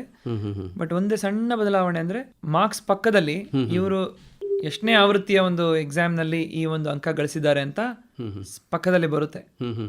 ಪ್ರತಿಯೊಂದು ಸಬ್ಜೆಕ್ಟ್ ಪಕ್ಕನೂ ಬರುತ್ತೆ. ಫಾರ್ ಎಕ್ಸಾಂಪಲ್ ಮ್ಯಾಥ್ಸ್ ಪರೀಕ್ಷೆಯನ್ನ ಮೊದಲನೇ ಸಾರಿ ಎಕ್ಸಾಮ್ ಬರೆದ್ರು, ಲೆಟ್ಸ್ ಸೇ 40 ಮಾರ್ಕ್ಸ್ ಬಂತು, ಸ್ಯಾಟಿಸ್ಫೈ ಆಗಿಲ್ಲ. 2ನೇ ಸಾರಿ ಬರೀತಾರೆ, 60 ಬರುತ್ತೆ. ಸೊ ಫೈನಲಿ ಮಾರ್ಕ್ಸ್ ಕಾರ್ಡ್ ನಲ್ಲಿ ಎಲ್ಲಾ ಸಬ್ಜೆಕ್ಟ್ಗಳ ಮಾರ್ಕ್ಸ್ ಗಳ ಪಕ್ಕದಲ್ಲಿ ಮೊದಲನೇ ಆವೃತ್ತಿ ಅಂತ ಬಂದ್ರೆ ಮ್ಯಾಥ್ಸ್ ಒಂದೇ ಒಂದು ಸಬ್ಜೆಕ್ಟಿನ ಮಾರ್ಕ್ಸ್ ಪಕ್ಕದಲ್ಲಿ 2ನೇ ಆವೃತ್ತಿ ಅಂತ ಬರುತ್ತೆ. ಅದು ನಮೂದಾಗಿರ್ತದೆ. ಹೌದು. ಸರ್, ಈಗ ಒಟ್ಟು 6 ಪ್ರಯತ್ನಗಳನ್ನು ತಾವು ಹೇಳ್ತಾ ಇದ್ದೀರಿ. 6 ಪ್ರಯತ್ನಗಳಾದ ನಂತರ ಪರೀಕ್ಷೆ ಬರೆಯೋದಕ್ಕೆ ಅವಕಾಶ ಅದನ್ನ ಹೆಂಗೆ ಸರ್? 6 ಪರೀಕ್ಷೆ ಮುಗಿದು ಹೋಗ್ತಾವ, ಮುಗಿದ ನಂತರ ಅವಾಗ್ಲೂ ಇರುತ್ತೆ 6 ಪರೀಕ್ಷೆ. ಅಟ ಸ್ಟ್ರೆಚ್ ಕಂಟಿನ್ಯೂಸ್ ಆಗಿ ಬರಿಬೋದಿರುತ್ತೆ. ಸೊ 6 ಪರೀಕ್ಷೆಯ ನಂತರ ನಾವು ಅಗೇನ್ ಈಗ ಹೆಂಗೆ ಖಾಸಗಿ ಅಭ್ಯರ್ಥಿಗಳು ಪ್ರೈವೇಟ್ ಕ್ಯಾಂಡಿಡೇಟ್ಸ್ ಎಕ್ಸಾಮ್ ತಗೊಂಡು ಬರೀತಾರೆ, ಆ ರೀತಿ ಬರಿಬೇಕಾಗಿ ಬರುತ್ತೆ 6 ಪರೀಕ್ಷೆ ಆದ ನಂತರ. ಈ ಸಾಮಾನ್ಯವಾದಂತಹ ವಿದ್ಯಾರ್ಥಿಗಳಿಗಂತೂ ಪರೀಕ್ಷೆ ಏನು ತೊಂದರೆ ಆಗೋದಿಲ್ಲ, ಅವರು 3 ಪರೀಕ್ಷೆ ಬರಿಬೋದು. ಆದರೆ ವಿಶೇಷ ಚೇತನರೇನಿರ್ತಾರೆ ಅವರಿಗೆ ಯಾವ ರೀತಿಯಾದಂತಹ ಒಂದು ಅನುಕೂಲಕರ ವಾತಾವರಣ ಇದೆ ಅಂತಂತೀರಿ ಸರ್? ಸೊ ವಿಶೇಷ ಚೇತನ ಮಕ್ಕಳಿಗೆ ಈ ಹಿಂದೆ ಯಾವ ರೀತಿ ಏನೆಲ್ಲ ನಿಯಮಾನುಸಾರ ನಾವು ಅವಕಾಶಗಳನ್ನ ಕಲ್ಪಿಸ್ಕೊಡ್ತಾ ಇದ್ವಿ, ಫೆಸಿಲಿಟೀಸ್ನ ಕಲ್ಪಿಸ್ಕೊಡ್ತಾ ಇದ್ವಿ. ರ್ಯಾಂಪ್ ಇರ್ಬೋದು, ವೀಲ್ ಚೇರ್ ಇರ್ಬೋದು, ಅಂಡ್ ಕೆಲವರಿಗೆ ಲೋಕೋಮೋಟಾರ್ ಡಿಸಬಿಲಿಟಿ ಇರೋರಿಗೆ ಸ್ಕ್ರೈಬ್ನ ಕೊಡೋದಿರ್ಬೋದು. ಈ ರೀತಿ ಎಲ್ಲ ಒಂದು ಫೆಸಿಲಿಟೀಸ್ಗಳನ್ನ ಈ ವರ್ಷ ಕೂಡ ಮಾಡ್ಕೊಳ್ಳಲಾಗುತ್ತೆ. ಕಳೆದ ಬಾರಿ ಈ ಹಿಂದೆ ಯಾವ ರೀತಿ ಫೆಸಿಲಿಟೀಸ್ನ ಕೊಡ್ತಾ ಇದ್ವಿ ಅದೇ ರೀತಿಯಲ್ಲಿ ಈ ವರ್ಷನೂ ಮುಂದುವರ್ಸ್ಕೊಂಡು ಹೋಗ್ತೀವಿ. ಅಂಡ್ ಅವ್ರಿಗೂ ಕೂಡ ಎಕ್ಸಾಮ್ ಪ್ಯಾಟರ್ನು 3 ಸಲ ಬರೆಯೋ ಅವಕಾಶ ಇರೋ ಬಗ್ಗೆ ಇವೆಲ್ಲವೂ ಅವ್ರಿಗೂ ಕೂಡ ಲಾಗು ಆಗುತ್ತೆ. ಒಳ್ಳೆ ಸರ್, ಈಗ ಪರೀಕ್ಷಾ ಕೇಂದ್ರಗಳ ಒಂದು ಸನ್ನಿವೇಶವನ್ನು ನಾವು ನೋಡಿದ್ರೆ ಕಳೆದ ದಿನಗಳಲ್ಲಿ ಅಥವಾ ಕಳೆದ ಸಮಯದಲ್ಲಿ ಯಾವ ರೀತಿಯಾದಂಥ ವ್ಯವಸ್ಥೆಗಳಿದ್ದು ಮತ್ತು ಈಗೇನಾದರೂ ಬದಲಾವಣೆಗಳಾಗಿದೆಯೋ ಅಥವಾ ಮುಂದಿನ ದಿನಗಳಲ್ಲಿ ಯಾವ ರೀತಿಯಾದಂಥ ಒಂದು ಬದಲಾವಣೆ ನಮ್ಮ ವಿದ್ಯಾರ್ಥಿಗಳಿಗೆ ಒಂದು ಪರೀಕ್ಷೆಯನ್ನು ಸುಸೂತ್ರವಾಗಿ ಬರೆಯುವುದಕ್ಕೆ ಒಂದು ಒಳ್ಳೆಯ ವಾತಾವರಣ ನಿರ್ಮಾಣ ಮಾಡುವಂಥ ಒಂದು ನಿಟ್ಟಿನೊಳಗೆ ಏನಾದರೂ ಹೊಸ ಉಪಕ್ರಮಗಳನ್ನು ತಾವೇನಾದರೂ ಸೂಚನೆ ಮಾಡಿದ್ದೀರಾ ಹೇಗೆ ಸರ್? ಪರೀಕ್ಷಾ ಕೇಂದ್ರಗಳ ವಿಚಾರದಲ್ಲಿ ನಮ್ಮ ಗವರ್ಮೆಂಟ್ ತಗೊಂಡಂತಹ ಒಂದು ಪಾಲಿಸಿ ಡಿಸಿಷನ್ ಏನಾಗಿದೆ, ಪರೀಕ್ಷಾ ಕೇಂದ್ರಗಳು ಎಸ್ಪೆಷಲಿ ಈಗ ನಾನು 2 ವಿಚಾರ ಹೇಳ್ತೀನಿ. ಒಂದು, ಎಕ್ಸಾಮ್ ಬರೆಯಕ್ಕೆ ಹೊರಟಿರೋ ಮಕ್ಕಳಿಗೆ ಆ ಒಂದು ಶಾಲಾ ಎಕ್ಸಾಮ್ ಸೆಂಟರ್ಸ್ನಲ್ಲಿ ಫೆಸಿಲಿಟೀಸ್ ಚೆನ್ನಾಗಿ ಇರಬೇಕು, ಸ್ಪೇಷಿಯಸ್ ಆಗಿರಬೇಕು, ಹಾಲ್, ಟೇಬಲ್ಸ್ ಏನು ಡ್ಯಾಮೇಜ್ ಇಲ್ಲದೆ ಇರುವಂಥ ಟೇಬಲ್ಸ್ ಇರಬೇಕು, ಟಾಯ್ಲೆಟ್ಗಳು ಪ್ರತಿ ಫ್ಲೋರ್ನಲ್ಲೂ ಇದ್ದು ಕ್ಲೀನ್ ಆಗಿರಬೇಕು, ಮೇಂಟೈನ್ ಚೆನ್ನಾಗಿ ಮಾಡಿರಬೇಕು. ಈ ರೀತಿಯಾದ ಒಳ್ಳೆ ಸುಸಜ್ಜಿತ ಎಕ್ಸಾಮಿನೇಷನ್ ಸೆಂಟರ್ಸ್ನ ಆಯ್ಕೆ ಮಾಡಬೇಕು. ನಂಬರ್ 2, ಆದಷ್ಟು ಪರೀಕ್ಷೆಯಲ್ಲಿ ಕಾಪಿ ಹೊಡೆಯೋ ಅಥವಾ ಮಾಲ್ ಪ್ರಾಕ್ಟೀಸ್ ನಡೆಯೋ ಒಂದು ಪ್ರಾಕ್ಟೀಸನ್ನು ಕಟ್ ಮಾಡಬೇಕು, ಕಮ್ಮಿ ಮಾಡಬೇಕು ಅನ್ನೋ ಒಂದು ಉದ್ದೇಶ ಇದ್ಕೊಂಡೆ ಈ ಸಲ ಎಕ್ಸಾಮ್ ಸೆಂಟರ್ಸ್ನ ಸ್ವಲ್ಪ ಕಡಿಮೆ ಮಾಡಿದ್ದೀವಿ. ಸೊ ದಟ್ ನಮಗೆ ಸೂಪರ್ವಿಷನ್ ಸುಲಭ ಆಗುತ್ತೆ ಅನ್ನೋ ಒಂದು ಕಾರಣದಿಂದಾಗಿ. ಕಳೆದ ಬಾರಿ 677 ಒಟ್ಟಾರೆ ನಮ್ಮ ಕಲ್ಯಾಣ ಕರ್ನಾಟಕದಲ್ಲಿ 677 ಎಕ್ಸಾಮ್ ಸೆಂಟರ್ಸ್ ಇದ್ವು. ಈ ಬಾರಿ 567 ಇರುತ್ತೆ. ಬಹಳಷ್ಟು ಕಡಿಮೆ ಆಗಿಲ್ಲ, ಗಣನೀಯವಾಗಿ ಕಡಿಮೆ ಆಗಿಲ್ಲ. ಸಮ್ವೇರ್ ಅರೌಂಡ್ 100 ಅಂತ ಸಮ್ವೇರ್ ಅರೌಂಡ್ 100 ಅಷ್ಟು ಎಕ್ಸಾಮ್ ಸೆಂಟರ್ಸ್ ಕಡಿಮೆ ಆಗಿದೆ. ಬಟ್ ಈ ತಾಲೂಕು ಮಟ್ಟದಲ್ಲಿ, ಜಿಲ್ಲಾ ಮಟ್ಟದಲ್ಲಿ ಹಾಗೂ ಹೋಬಳಿ ಮಟ್ಟದಲ್ಲಿ ಇರುವಂತಹ ಸೆಂಟರ್ಸ್ ಜಾಸ್ತಿ ಆಗಿದೆ. ಗ್ರಾಮೀಣ ಮಟ್ಟದಲ್ಲಿ ಇರುವಂತಹ ಸೆಂಟರ್ ಸ್ವಲ್ಪ ಕಡಿಮೆ ಆಗಿದೆ. ಸೊ ದಟ್ ಸೂಪರ್ವಿಷನ್ ನಮಗೆ ಸುಲಭ ಆಗುತ್ತೆ ಅನ್ನೋ ಒಂದು ಕಾರಣದಿಂದಾಗಿ. ಸರ್, ಈಗ ನಮ್ಮ ಗ್ರಾಮೀಣ ಪ್ರದೇಶದ ವಿದ್ಯಾರ್ಥಿಗಳ ಬಗ್ಗೆನೇ ನಾವು ಕೇಳೋದಾದ್ರೆ ಸಾಮಾನ್ಯವಾಗಿ ಸಾಧ್ಯ ಆದಷ್ಟು ಈ ಕೇಂದ್ರಗಳೇನಿರುತ್ತೆ, ಪರೀಕ್ಷಾ ಕೇಂದ್ರಗಳು ಸಮೀಪನೇ ಇರ್ತವೆ. ಆದರೂ ಕೂಡ ಕೆಲವೊಂದು ಸಂದರ್ಭದೊಳಗೆ ದೂರದಿಂದ ಬರುವಂತಹ ವಿದ್ಯಾರ್ಥಿಗಳಿಗೆ ಏನಾದರೂ ಈ ಸಾರಿಗೆ ವ್ಯವಸ್ಥೆಯಲ್ಲಿ ಏನಾದರೂ ಅನುಕೂಲ ಒದಗಿಸಿಕೊಡುವಂಥದ್ದು ಏನಾದರೂ? ದೂರದಿಂದ ಬರೋ ವಿದ್ಯಾರ್ಥಿಗಳಿಗೆ ಈ ಹಿಂದೆನೂ ಕೂಡ ಹಲವಾರು ಬಾರಿ ಸಾರಿಗೆ ವ್ಯವಸ್ಥೆ ಮಾಡಿಕೊಡಲಾಗಿತ್ತು. ಸೊ ಎಕ್ಸಾಮ್ ಸಂದರ್ಭಗಳಲ್ಲಿ ಎಸ್ಪೆಷಲಿ ನಮ್ಮ ರೋಡ್ ಟ್ರಾನ್ಸ್ಪೋರ್ಟ್ ಕಾರ್ಪೊರೇಷನ್ಸ್ಗಳಿಗೆ ಸ್ಪೆಷಲ್ ಆಗಿ ಒಂದು ರಿಕ್ವೆಸ್ಟ್ ಮಾಡಿ ಆ ಒಂದು ರೂಟ್ಗಳಲ್ಲಿ, ಎಕ್ಸಾಮ್ ಪರೀಕ್ಷಾ ಸೆಂಟರ್ಸ್ ಇರೋ ರೂಟ್ಗಳಲ್ಲಿ ಹೆಚ್ಚಿನ ಫ್ರೀಕ್ವೆನ್ಸಿಯಲ್ಲಿ ಬಸ್ಗಳು ಓಡಾಡೋದಿರ್ಬೋದು, ಎಕ್ಸಾಮ್ ಸಮಯದಲ್ಲಿ ಓಡಾಟ ನಡೆಸೋದಿರ್ಬೋದು, ಈ ಒಂದು ರಿಕ್ವೆಸ್ಟ್ಗಳನ್ನ ಕೂಡ ಮಾಡಿ ಆ ಒಂದು ಅವಕಾಶ ಮಾಡಿಕೊಟ್ಟಿದ್ದಾರೆ. ಅದೇ ಸೇಮ್ ಫೆಸಿಲಿಟಿ ಈ ವರ್ಷನೂ ಕೂಡ ಮುಂದುವರಿಯುತ್ತೆ. ಅಂದ್ರೆ ಅವರಿಗೇನು ತೊಂದರೆ ಆಗಂಗಿಲ್ಲ, ಆರಾಮಾಗಿ ಬಂದು ಹೋಗೋದಕ್ಕೆ ಅನುಕೂಲ ಇದೆ ಅಂತ ಹೇಳ್ತಾ ಇದ್ದಾರೆ. ಹೌದು. ಈ ಹಿಂದೆ ಏನೋ ಕೆಲವು ಎಕ್ಸಾಮ್ ಸೆಂಟರ್ಸ್ ಇದ್ವು, ಅದನ್ನ ನಾವು ಚೇಂಜ್ ಮಾಡಿ ಈ ವರ್ಷ ಬೇರೆ ಎಕ್ಸಾಮ್ ಸೆಂಟರ್ಸ್ ಮಾಡಿದೀವಿ. ಅಂಡ್ ಈ ಹಿಂದೆ ಇಂಥ ಒಂದು ಶಾಲೆ ಇಲ್ಲಿಗೆ ಹೋಗಿ ಎಕ್ಸಾಮ್ ಬರೀತಿದ್ರು ಅಲ್ಲಿಯ ಮಕ್ಕಳು ಅಂತ ಇತ್ತು. ಈ ವರ್ಷ ಹೊಸ ಸೆಂಟರ್ಗೆ ಹೋಗಿ ಬರೀತಿದ್ದಾರೆ ಅಂತ ಏನಾದ್ರು ಆದ್ರೆ ಅಂತ ಪ್ರಕರಣಗಳಲ್ಲಿ ನನ್ನ ಒಂದು ಸಣ್ಣ ಒಂದು ರಿಕ್ವೆಸ್ಟ್ ಏನಂತ ಹೇಳಿದ್ರೆ, ಒಂದು ವಾರ ಮುಂಚಿತವಾಗಿಯೇ ಒಂದು ಬಾರಿ ಹೋಗಿ ಹೊಸ ಸೆಂಟರ್ ಎಲ್ಲಿದೆ, ಯಾವ ರೀತಿ ಅಲ್ಲಿ ತಲುಪಬೇಕು ಅಂತ ನೋಡ್ಕೊಂಡು ಬಂದ್ರೆ ಸ್ವಲ್ಪ ಸುಲಭ ಆಗುತ್ತೆ. ಎಕ್ಸಾಮ್ ದಿನ ಏನೋ ಗೊಂದಲಗಳಾಗೋಲ್ಲ ಅಂತ ಹೇಳ್ತೀನಿ. ಅಂದ್ರೆ ಮೊದಲವರು ನೋಡ್ಕೊಂಡು ಬರಲಿ, ಮೊದಲೇ ಒಂದು ವಾರದ ಮುಂಚೆನೆ ಹೋಗಿ ಒಂದ್ಸರಿ ನೋಡ್ಕೊಂಡು ಬಂದ್ರೆ ತಪ್ಪೇನಿಲ್ಲ. ಸರ್, ಒಂದು ಕರೆ ಇದೆ ನಮಗೆ. ಹಲೋ, ನಮಸ್ಕಾರ ಹೇಳ್ರಿ. ನಮಸ್ಕಾರ ಹೇಳ್ರಿ, ಯಾರು ಮಾತಾಡೋದು? ಸರ್, ನಾವು ಯಾದಗಿರಿ ಡಿಸ್ಟ್ರಿಕ್ಟ್ ಶಾಪುರ್ ತಾಲೂಕು ಮುಡ್ಗೋಲ್ ಸ್ಕೂಲಿಂದ ಮಾತಾಡ್ತೀವಿ. ತಮ್ಮ ಹೆಸರು? ಸರ್, ಅಮೀರ್ ಅಂತ ಹೇಳಿ. ಅಮೀರ್ ಅವರು ಏನ್ ಪ್ರಶ್ನೆ ಅದ ಕೇಳ್ರಿ, ಆಯುಕ್ತರಿದ್ದಾರೆ. ಸರ್, ಇವಾಗ ಮಕ್ಕಳಿಗೆ ಮೂರ್ ಎಕ್ಸಾಮ್ಸ್ ಮಾಡ್ತಿದ್ದೀರಲ್ವಾ ಸರ್, ಇವಾಗ ಅವರು ಓದಿನ ಮೇಲೆ ಆಸಕ್ತಿ ಕಡಿಮೆ ಆಗ್ತಾ ಇದೆ. ಆಗ್ತದಂತೀರಿ? ಹೆಂಗು ಸರ್, ಈಗ 3 ಎಕ್ಸಾಮ್ ಅದಾವಲ್ಲ ಬಿಡುವ ಅನ್ನೋ ಒಂದು ಇಂಟೆನ್ಷನ್ ಅವ್ರ ಹತ್ರ ಬರ್ಬೋದಲ್ಲ?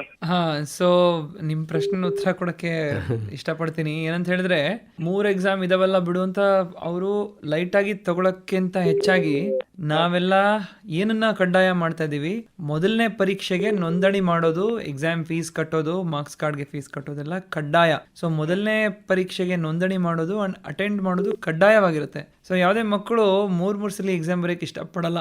ಒಂದೇ ಸಲ ಬರೆದು ಚೆನ್ನಾಗಿ ಎಕ್ಸಾಮ್ನ ಅಟೆಂಡ್ ಮಾಡಿ ಒಳ್ಳೆ ಮಾರ್ಕ್ಸ್ ತಗೊಂಡು ಆಚೆಗೆ ಬರೋಣ ಅನ್ನೋ ಉದ್ದೇಶನೇ ಇರುತ್ತೆ.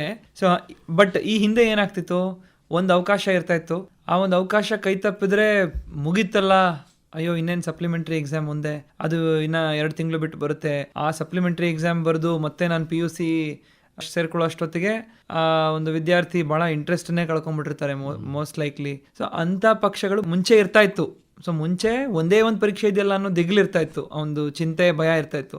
ಬಟ್ ಈ ವರ್ಷ ಮೊದಲನೇ ಅವಕಾಶ ಇದೆ, ಎಲ್ಲರೂ ಬಹಳ ಸೀರಿಯಸ್ ಆಗಿ ಬರಿತೀವಿ. ತದನಂತರ ದುರದೃಷ್ಟವಶಾತ್ ಕಮ್ಮಿ ಮಾರ್ಕ್ಸ್ ಬಂತು, ಫೇಲ್ ಆಯ್ತು ಅನ್ನೋ ಪಕ್ಷದಲ್ಲಿ ತಕ್ಷಣನೇ ಇನ್ನೊಂದು 2ನೇ ಪರೀಕ್ಷೆ, ಅದರಲ್ಲೂ ಸ್ಯಾಟಿಸ್ಫೈ ಆಗಿಲ್ಲ ಅಂದ್ರೆ 3ನೇ ಪರೀಕ್ಷೆ ಬರೆಯೋ ಅವಕಾಶ ಮಾಡಿಕೊಟ್ಟಿದ್ದೀವಿ. ಇದರಿಂದ ಒಂದು ಕಾನ್ಫಿಡೆನ್ಸ್, ಆತ್ಮವಿಶ್ವಾಸ ಜಾಸ್ತಿ ಆಗಿದೆ ಅಂತಾನೆ ನಮ್ಮ ಒಂದು ಎಣಿಕೆ ಇದೆ. ಮಕ್ಕಳಲ್ಲಿ ಭಯ ಅನ್ನೋದು ಕಡಿಮೆ ಆಗಿದೆ ಅಂತ ನನ್ನ ಭಾವನೆ ಇದೆ. ಬಹುಶಃ ಅಮೀರ್ ಅವರಿಗೆ ತಮ್ಮ ಉತ್ತರ ಸಿಕ್ಕಿದೆ ಅಂತ ಹೇಳಿ ಭಾವಿಸ್ತೀವಿ. ಯಾಕಪ್ಪ ಅಂತಂದ್ರೆ ಈಗ ನೋಡ್ರಿ ಸರ್, ಈಗ ಮೊದಲ ಒಂದೇ ಪರೀಕ್ಷೆ ಇರ್ತಿತ್ತು, ವಿದ್ಯಾರ್ಥಿಗಳೆಲ್ಲ ಭಾಳಷ್ಟು ಒತ್ತಡದೊಳಗಿರ್ತಾ ಇದ್ರು. ಪಾಸ್ ಆಗಲೇಬೇಕು ಅಥವಾ ಮಾರ್ಕ್ಸ್ ಚಲೋ ತಗೊಳ್ಳೇಬೇಕು ಅನ್ನುವಂಥದ್ದು ಇರ್ತಿತ್ತು. ಅದೇ ಕೊನೆ ಅವಕಾಶ ಅನ್ನುವಂಥದ್ದು ಮಟ್ಟಿಗೆ ಕೂಡ ಎಷ್ಟೋ ವಿದ್ಯಾರ್ಥಿಗಳು ಡಿಪ್ರೆಷನ್ನಲ್ಲಿ ಸಹಿತ ಹೋಗುವಂಥ ಒಂದು ಪರಿಸ್ಥಿತಿಯನ್ನು ನಾವು ನೋಡ್ತಾ ಇದ್ವಿ. ಆದರೆ ಈಗ ಆ ಒಂದು ವ್ಯವಸ್ಥೆಯನ್ನು ತಾವು ತಿಳಿಗೊಳಿಸಿ 3 ಪರೀಕ್ಷೆ ಮಾಡಿದ್ರಿಂದಾಗಿ ಏನಾಗಿದೆ ಅಂತಂದರೆ ಅವರಲ್ಲಿ ತಾವು ಹೇಳಿದಾಗ ಆತ್ಮವಿಶ್ವಾಸ ಹೆಚ್ಚಾಗುವಂತಹ ಸಾಧ್ಯತೆಗಳು. ಯಾಕಂತಂದರೆ ಇಲ್ಲ ಈ ಪರೀಕ್ಷೆಯಲ್ಲಿ ನನಗೆ ಆಗಲಿಲ್ಲ ಅಂತಂದರೆ ನೆಕ್ಸ್ಟ್ ಪರೀಕ್ಷೆ ಎಲ್ಲಾದರೂ ನಾನು ಇದರೊಳಗೆ ಸುಧಾರಣೆ ಮಾಡ್ಕೊಳ್ಬೋದು ಅಂತೇಳಿ. ಸೊ ಹೆಚ್ಚಿಗೆ ನಾವು ಶ್ರಮಪಟ್ಟು ಅಲ್ಲಿ ಹೆಚ್ಚಿನ ಮಾರ್ಕ್ಸ್ ತೊಗೊಳ್ಳೋದಕ್ಕೆ ಅವಕಾಶಗಳು ಇಲ್ಲಿ ಅವ್ರಿಗೆ ಬಂದಿರೋದ್ರಿಂದ ಇದು ಅವ್ರ ಮೇಲೆ ಏನು ಒತ್ತಡ ಇತ್ತು ಅದು ಸಂಪೂರ್ಣವಾಗಿ ಕಡಿಮೆ ಆಗ್ತಾ ಇದೆ ಅನ್ನುವಂಥ ಒಂದು ವಿಚಾರ ಬಹುಶಃ ನಾವೆಲ್ಲರೂ ತಿಳ್ಕೊಬೇಕು ಅಂಥೇಳಿ. ಯಾಕಂತಂದ್ರೆ ಒತ್ತಡ ಕಡಿಮೆ ಆಯಿತು ಅಂತಂದ್ರೆ ನಮ್ಮ ಒಂದು ಏನು ಪರ್ಫಾರ್ಮೆನ್ಸ್ ಏನಿದೆ ಅದು ಗ್ಯಾರಂಟಿಯಾಗಿ ಇಂಪ್ರೂವ್ ಆಗುವಂಥ ಒಂದು ಸಾಧ್ಯತೆಗಳು ಇದ್ದೇ ಇರ್ತಾವೆ. ಅದಕ್ಕೆ ಇನ್ನೊಂದು ವಿಚಾರ ಇದಕ್ಕೆ ಆ್ಯಡ್ ಮಾಡೋಕ್ಕೆ ಇಷ್ಟಪಡ್ತೀನಿ. ಇದೇನು ನಾವು ಫಸ್ಟ್ ಟೈಮ್ ಮಾಡ್ತಿರುವಂತಹ ಒಂದು ಪ್ರಯೋಗ ಅಲ್ಲ. ಇದು ಈಗ ಆಲ್ರೆಡಿ ನಮ್ಮ CBSE ಅಂಡ್ JEE ಎಕ್ಸಾಮ್ಸ್ ಅಲ್ಲಿ 2 ಎಕ್ಸಾಮ್ಸ್ ಅವಕಾಶ ಕೊಡ್ತಾರೆ. ಅಲ್ಲಿ ಅವಕಾಶ ಕೊಡುವಂತ ಪಕ್ಷದಲ್ಲಿ ಸಕ್ಸಸ್ಫುಲ್ ಕೂಡ ಆಗಿದೆ ಅಂತ ಹೇಳಕ್ ಇಷ್ಟಪಡ್ತೀನಿ. ಸೊ ಸಕ್ಸಸ್ಫುಲ್ ಆಗಿದೆ ಅಂಡ್ ಅದೇ ರೀತಿಯಲ್ಲಿ ನಮ್ಮಲ್ಲಿಯೂ ಕೂಡ ಇದು ಸಕ್ಸಸ್ನ ಕಾಣುತ್ತೆ ಅಂತಾನೆ ಹೇಳಕ್ ಇಷ್ಟಪಡ್ತೀನಿ. ಅಡ್ಡಿಲ್ಲ ಸರ್, ಬಹಳ ಅಂದ್ರೆ ಸಾಕಷ್ಟು ಬದಲಾವಣೆಗಳಿಗೆ ಶಿಕ್ಷಣ ಇಲಾಖೆ ತನ್ನನ್ನು ತೆರೆದುಕೊಳ್ತಾ ಇದೆ. ಆಮೇಲೆ ನಮ್ಮ ವಿದ್ಯಾರ್ಥಿಗಳ ಭವಿಷ್ಯದ ದೃಷ್ಟಿಯಿಂದ ಕೂಡ ಈ ಒಂದು ಬೆಳವಣಿಗೆಗಳು ಬಹಳ ಮುಖ್ಯವ ಅಂಥೇಳಿ ಹೇಳ್ಬೋದು ಅಂಥೇಳಿ. ಹೌದು, 100%. ಯಾಕಂದ್ರೆ ಶಿಕ್ಷಣ ಇಲಾಖೆಯ ಕೆಲಸ ಕೇವಲ SLC ಎಕ್ಸಾಮ್ ಪಾಸ್ ಮಾಡಿಸ್ಬಿಡ್ಬೇಕು ಅಷ್ಟೇ, ಮಾರ್ಕ್ಸ್ ಕಾರ್ಡ್ ಕೊಟ್ಟು ಕಳಿಸ್ಬಿಡ್ಬೇಕು ಅನ್ನೋದಷ್ಟೇ ಇರಲ್ಲ. ಹೌದು. ಶಿಕ್ಷಣ ಇಲಾಖೆಯ ಮೂಲ ಉದ್ದೇಶ ಒಳ್ಳೆ ಶಿಕ್ಷಿತರನ್ನಾಗಿ ಮಾಡಿ ಮಕ್ಕಳನ್ನ ಒಳ್ಳೆ ಸಿಟಿಸನ್ಸ್ ಆಗಿ ಆಚೆ ಕಳಿಸೋ ಒಂದು ಉದ್ದೇಶ. ಸೊ ಅದನ್ನ ನಾವು ನೆರವೇರ್ಸೋಕೆ ಏನೆಲ್ಲ ಪ್ರಯತ್ನಗಳನ್ನ ಪಡ್ಬೇಕು ಅದನ್ನ ಮಾಡ್ತಾ ಇದ್ದೀವಿ. ಸರ್, ಇಲ್ಲಿ ಒಂದು ಪ್ರಶ್ನೆಯನ್ನು ಬೀದರ್ದಿಂದ ಶಿವಾನಂದ್ ಅವರು ಕೇಳ್ತಾ ಇದ್ದಾರೆ. ಒಂದು ಮೆಸೇಜ್ ಕಳಿಸಿ ಅವರು ಈ ಪ್ರಶ್ನೆಯನ್ನು ಕೇಳ್ತಾ ಇದ್ದಾರೆ. ಅವ್ರ ಪ್ರಶ್ನೆ ಏನು ಅಂತಂದರೆ, ಅವರಿಗೆ ಕೇಳಿ ಬರ್ತಾ ಇರುವಂಥ ಸುದ್ದಿ ಏನಂತಂದರೆ ಈ ಸಲ ಪರೀಕ್ಷೆಗೆ ನಾವೇ ಉತ್ತರ ಪತ್ರಿಕೆ ತೆಗೆದುಕೊಂಡು ಹೋಗಬೇಕು ಅಂಥೇಳಿ. ಇದು ಸರಿನಾ ಅನ್ನುವಂಥ ಒಂದು ವಿಚಾರ ಅವರಲ್ಲಿದೆ. ಇಲ್ಲ, ಇದು ಮಾಧ್ಯಮಗಳಲ್ಲಿ ನಾವು ನೋಡಿದೀವಿ ಸರ್. ಈಗ ಶಿವಾನಂದ್ ಅವರು ಮೋಸ್ಟ್ಲಿ ಮಾಧ್ಯಮಗಳಲ್ಲಿ ಕೆಲವು district level, school level preparatory exam ಅಂತ ಮಾಡ್ತಾರೆ.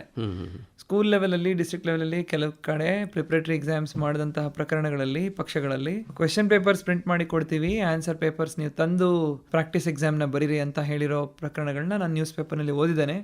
ಬಟ್ ಫೈನಲ್ ಎಕ್ಸಾಮ್ಗೆ ಈ ರೀತಿಯಾದ ಒಂದು ಪ್ರಕರಣ ಇರೋಲ್ಲ. ಫೈನಲ್ ಎಕ್ಸಾಮ್ಗೆ ಇಷ್ಟು ವರ್ಷ ಬೋರ್ಡ್ ಎಕ್ಸಾಮ್ಸ್ ನಲ್ಲಿ, ಫೈನಲ್ ಎಕ್ಸಾಮ್ ನಲ್ಲೂ ಕೂಡ ಆನ್ಸರ್ ಶೀಟ್ಗೂ ಒಂದು ಸೀರಿಯಲ್ ನಂಬರ್ ಇರುತ್ತೆ. ನಾವು ಎಕ್ಸಾಮ್ ನಲ್ಲಿ ಫಿಲ್ ಮಾಡುವಂತಹ ಅಟೆಂಡೆನ್ಸ್ ಶೀಟ್ ಏನಿರುತ್ತೆ ಅಲ್ಲಿ ನಮ್ಮ ಆನ್ಸರ್ ಬುಕ್ಲೆಟ್ ಸೀರಿಯಲ್ ನಂಬರ್ ಏನು, ಕ್ವೆಶ್ಚನ್ ಪೇಪರ್ ಸೀರಿಯಲ್ ನಂಬರ್ ಏನು, ಎಲ್ಲವೂ ಮೆನ್ಷನ್ ಆಗುತ್ತೆ ಹಾಲ್ ಟಿಕೆಟ್ ಜೊತೆಗೆ. ಸೊ ಹಂಗಾಗಿ ಫೈನಲ್ ಎಕ್ಸಾಮ್ಗೆ ಯಾರು ಕೂಡ ಪೇಪರ್ಸ್ನ ತಗೊಂಡು ಹೋಗ್ಬೇಕು ಅನ್ನೋ ಅವಶ್ಯಕತೆ ಇಲ್ಲ. ಅದು ನಿಮ್ಮ ಹಾಲ್ ಟಿಕೆಟ್ ನಲ್ಲಿನೇ ಏನೆಲ್ಲ ನೀವು ಮಾಡಬೇಕು ಅಂತ ಡೀಟೇಲ್ಡ್ ಇನ್ಸ್ಟ್ರಕ್ಷನ್ಸ್ ಹಾಲ್ ಟಿಕೆಟ್ ಹಿಂದ್ಗಡೆನೆ ಬಂದ್ಬಿಟ್ಟಿದೆ.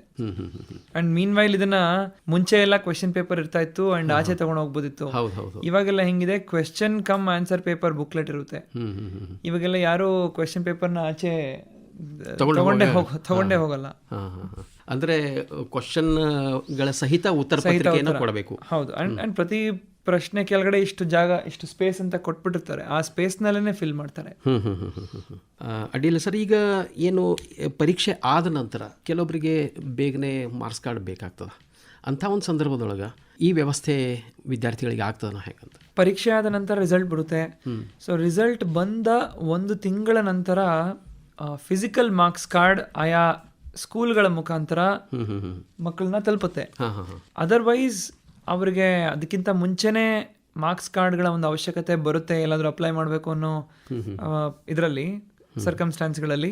ಆನ್ಲೈನ್ ಅಲ್ಲಿನೂ ಕೂಡ ಡಿಜಿ ಲಾಕರ್ ವ್ಯವಸ್ಥೆ ಇದೆ, ಅಲ್ಲಿ ತಮ್ಮ ಮಾರ್ಕ್ಸ್ ಕಾರ್ಡ್ ಅನ್ನ ಡೌನ್ಲೋಡ್ ಮಾಡ್ಕೊಳ್ಬಹುದಾಗಿದೆ.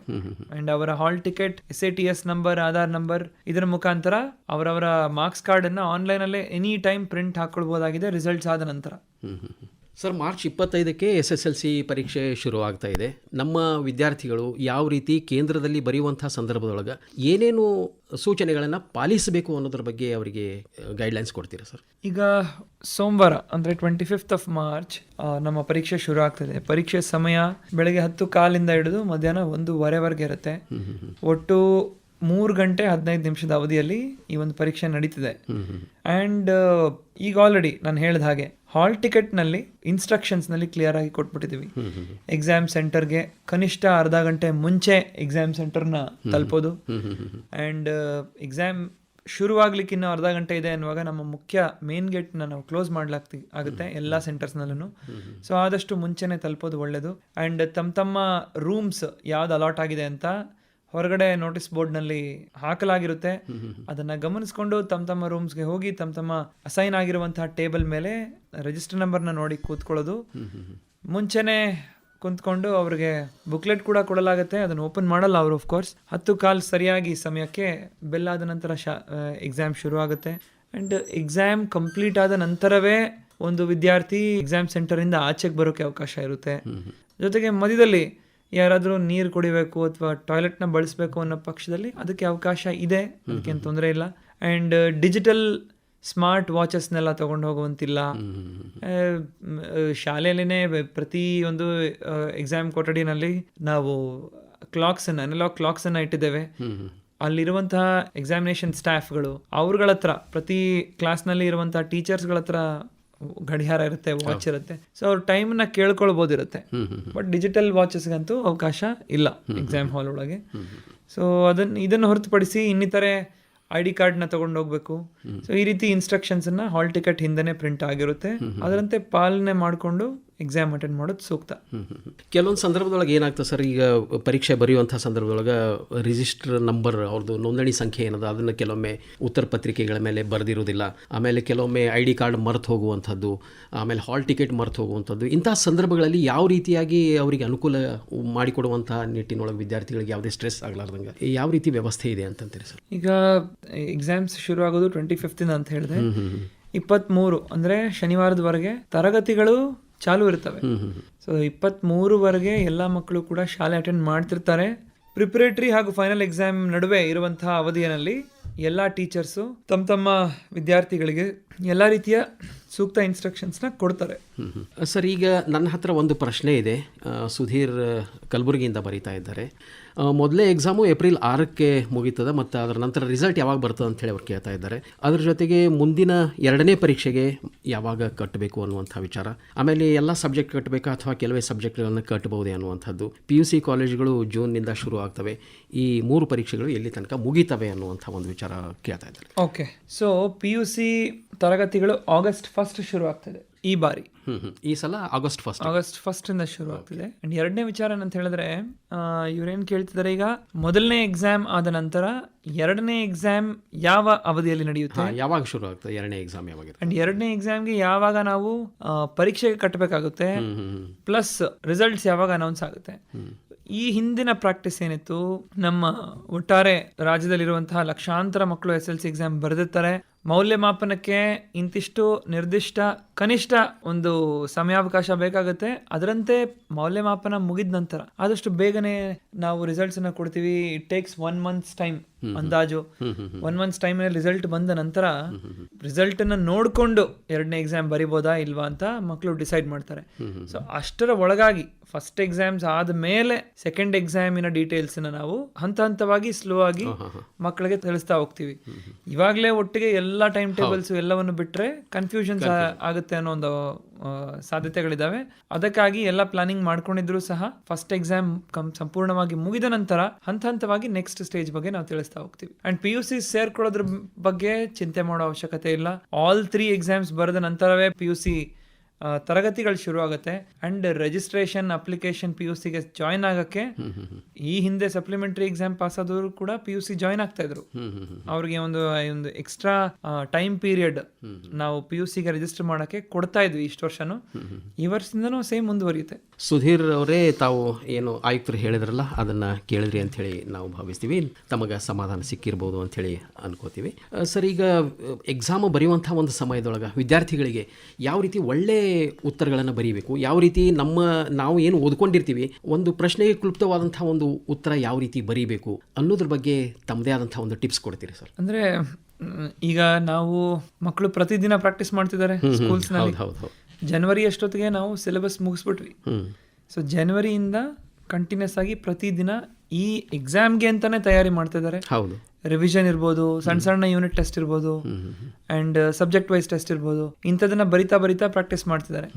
ಇದನ್ನೆಲ್ಲ ನಾನು ಕ್ರಿಕೆಟಿಂಗ್ ಟರ್ಮ್ಸ್ ಅಲ್ಲಿ ಹೇಳಕ್ ಹೋದ್ರೆ ಪ್ರತಿದಿನ ನೆಟ್ ಪ್ರಾಕ್ಟೀಸ್ ಮಾಡ್ದಂಗೆ ಇವೆಲ್ಲ. And district level, state level, board exams ಏನ್ ಬರುತ್ತೆ ಇದು ಪ್ರಾಕ್ಟೀಸ್ ಮ್ಯಾಚಸ್ ಇದ್ದಂಗೆ.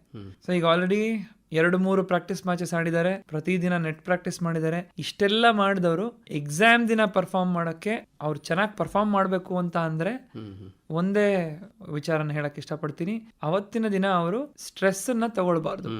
ಯಾಕೆ ಸ್ಟ್ರೆಸ್ ನ ತಗೊಳ್ಬಾರ್ದು? 10ನೇ ಕ್ಲಾಸ್ ಪರೀಕ್ಷೆ ಅನ್ನೋದು ಕೇವಲ ಆ ಒಂದು ಎಕ್ಸಾಮ್ ಹಿಂದಿನ ದಿನ ಏನು ಓದ್ತೀವಿ, ರಿವೈಸ್ ಮಾಡ್ತೀವಿ, ಅದರಿಂದ ಪಾಸ್ ಆಗುವಂಥದ್ದಲ್ಲ.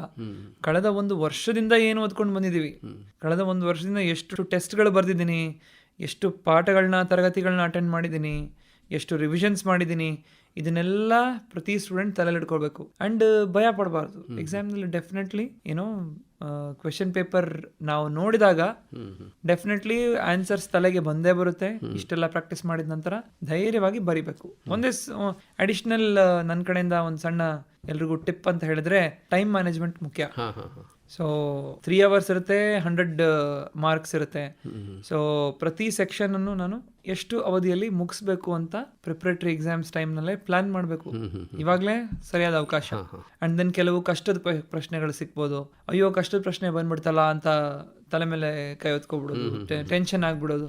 ಸೊ ಇದಕ್ಕೆ ಈ ರೀತಿ ಮಾಡೋದು ಅನ್ನೆಸೆಸರಿ, ಮಾಡೋ ಅವಶ್ಯಕತೆ ಇಲ್ಲ. ಯಾಕೆಂದ್ರೆ ಯಾರಾದ್ರೂ ಕ್ರಿಕೆಟ್ನಲ್ಲಿ ಸೆಂಚುರಿ ಹೊಡಿತಾರೆ ಅಂದ್ರೆ ಅವ್ರು ಆಡೋ ಪ್ರತಿ ಬಾಲ್ಗೂ 6 ಹೊಡೆದಿರಲ್ಲ. ಸೆಂಚುರಿನ 90 ಬಾಲ್ಸ್ ಆಡಿರ್ತಾರೆ. ಆ 90 ಬಾಲ್ಸ್ ಅಲ್ಲಿ ಒಂದು 20 ಬಾಲ್ನ ಬಿಟ್ಟಿರ್ತಾರೆ. ಅಂದ್ರೆ ಅದು ಕಷ್ಟದ ಬಾಲ್ ಅಂತ. ಕಷ್ಟದ ಬಾಲ್ ಬಂತಲ್ಲ ಅಂತ ತಲೆ ಮೇಲೆ ಕೈ ಹೊತ್ಕೊಂಡು ಕೂತ್ಬಿಡಲ್ಲ.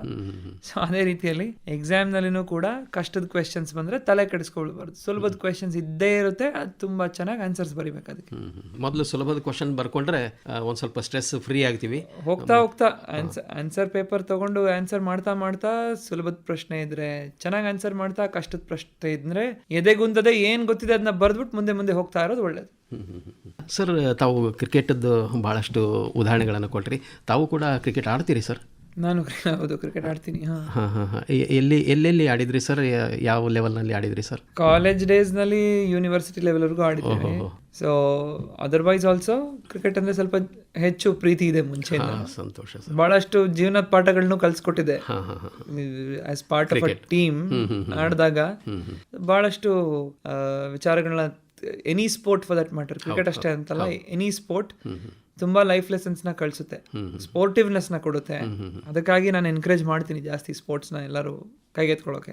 ಈಗ ವಿದ್ಯಾರ್ಥಿಗಳು ಸಹಿತ ಈಗೇನು ಓದು ಅಂತಂತಿರ್ತಾರೆ, ಅವರ ಪಾಲಕರು ಕೂಡ ಅದನ್ನೇ ಹೇಳ್ತಾ ಇರ್ತಾರೆ, ನೀವು ಓದಬೇಕು ಅಂತೇಳಿ.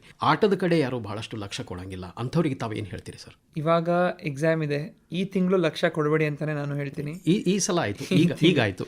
ಎಕ್ಸಾಮ್ ಆದ್ಮೇಲೆ ಲಕ್ಷ್ಯ ಕೊಡ್ಲಿ, ಆಟ ಆಡ್ಲಿ, ತೊಂದರೆ ಇಲ್ಲ. ಸಮ್ಮರ್ ಹಾಲಿಡೇಸ್ ಇದೆ, ಸೊ ಆಟ ಆಡ್ಬೋದು. ಬಟ್ ಇಲ್ಲಿ ಎಸ್ಪೆಷಲಿ ನಮ್ಮ ಕಲ್ಯಾಣ ಕರ್ನಾಟಕ ಭಾಗದಲ್ಲಿ ಸಮ್ಮರ್ಸ್ ಅಲ್ಲಿ ಬಹಳಷ್ಟು ದಗೆ ಇರುತ್ತೆ, ತುಂಬಾ ಬಿಸಿಲಿರುತ್ತೆ. ಹಂಗಾಗಿ ಸ್ವಲ್ಪ ಜಾಸ್ತಿ ನೀರ್ನು ಕುಡಿತಾ ಸ್ವಲ್ಪ ಹೈಡ್ರೇಟೆಡ್ ಆಗಿರೋದು ಒಳ್ಳೇದು. ಅಂಡ್ ಕೆಲವು ಇಂಡೋರ್ ಗೇಮ್ಸ್ ಕೂಡ ಇದಾವೆ, ನೆರಳಲ್ಲಿ ಇದ್ದು ಆಡುವಂಥದ್ದು. ಅದನ್ನು ಕೂಡ ಆಡಿದ್ರೆ both mind as well as body ಎರಡೂ ಚುರುಕಾಗುತ್ತೆ ಅಂತ ಹೇಳ್ತೀನಿ. ಸ್ಪೋರ್ಟ್ಸ್ ಡೆಫಿನೆಟ್ಲಿ ಆದಷ್ಟು ಸ್ಪೋರ್ಟ್ ಆಕ್ಟಿವಿಟೀಸ್ನ ನಮ್ಮ ಎಲ್ಲ ಸ್ಕೂಲ್ಸ್ನಲ್ಲೂ ನಡೆಸೋದಕ್ಕೆ ಕೂಡ ಎನ್ಕರೇಜ್ ಮಾಡ್ತೀವಿ. ಮಕ್ಕಳು ಕೂಡ ಕೈಗೆತ್ಕೊಳ್ಳೋಕೆ ಎನ್ಕರೇಜ್ ನಾನು ಕೂಡ ಪರ್ಸನಲಿ ಮಾಡ್ತೀನಿ. NCC, NSS, scouts and guides, any such activities, sports definitely ಒಂದು ಸರ್ವತೋಮುಖ ಅಭಿವೃದ್ಧಿ ಅಂತ ಹೇಳ್ತಾರಲ್ಲ, ಅದನ್ನ ಡೆಫಿನೆಟ್ಲಿ ತರುತ್ತೆ ಎಲ್ಲ ಮಕ್ಕಳದು. ಬಹಳ ಒಳ್ಳೆಯ ವಿಚಾರ ಹೇಳಿದ್ರಿ ಸರ್. ಈಗ ತಮ್ಮದು ಒಂದು ಅನುಭವ ಕೇಳಬೇಕು ಅಂತ ನಮಗೆ ಅನಿಸ್ತಾ ಇದೆ. ಯಾಕಪ್ಪ ಅಂತಂದ್ರೆ ತಾವು KS ಪರೀಕ್ಷೆ ಪಾಸ್ ಮಾಡಿದ್ರಿ, IAS ಪರೀಕ್ಷೆ ಪಾಸ್ ಮಾಡಿದ್ರಿ, ಅದ್ರ ಜೊತೆಗೆ ಅಕಾಡೆಮಿಕ್ಸ್ನಲ್ಲಿ ಕೂಡ ಸಾಕಷ್ಟು ಪರೀಕ್ಷೆಗಳನ್ನು ತಾವು ಎದುರಿಸಿ ಇಲ್ಲಿ ತನಕ ಬಂದಿದ್ದೀರಿ ಸರ್. ತಮ್ಮ ಒಂದು ಅನುಭವದೊಳಗೆ ಯಾವ ರೀತಿಯಾದಂಥ ಒಂದು ಪ್ಲಾನ್ ಮಾಡಿಕೊಂಡು ತಾವು ಪರೀಕ್ಷೆಗಳನ್ನು ಎದುರಿಸಿದ್ರಿ ಅನ್ನೋದ್ರ ಬಗ್ಗೆ ಸ್ವಲ್ಪ ಹೇಳ್ಬೋದಾ? ಇದು ನಮ್ಮ ವಿದ್ಯಾರ್ಥಿಗಳಿಗೆ ಬಹುಶಃ ಸ್ಫೂರ್ತಿ ಆಗ್ಬೋದು ಅಂತ ಹೇಳಿ ನಾನು ಭಾವಿಸ್ತೀನಿ.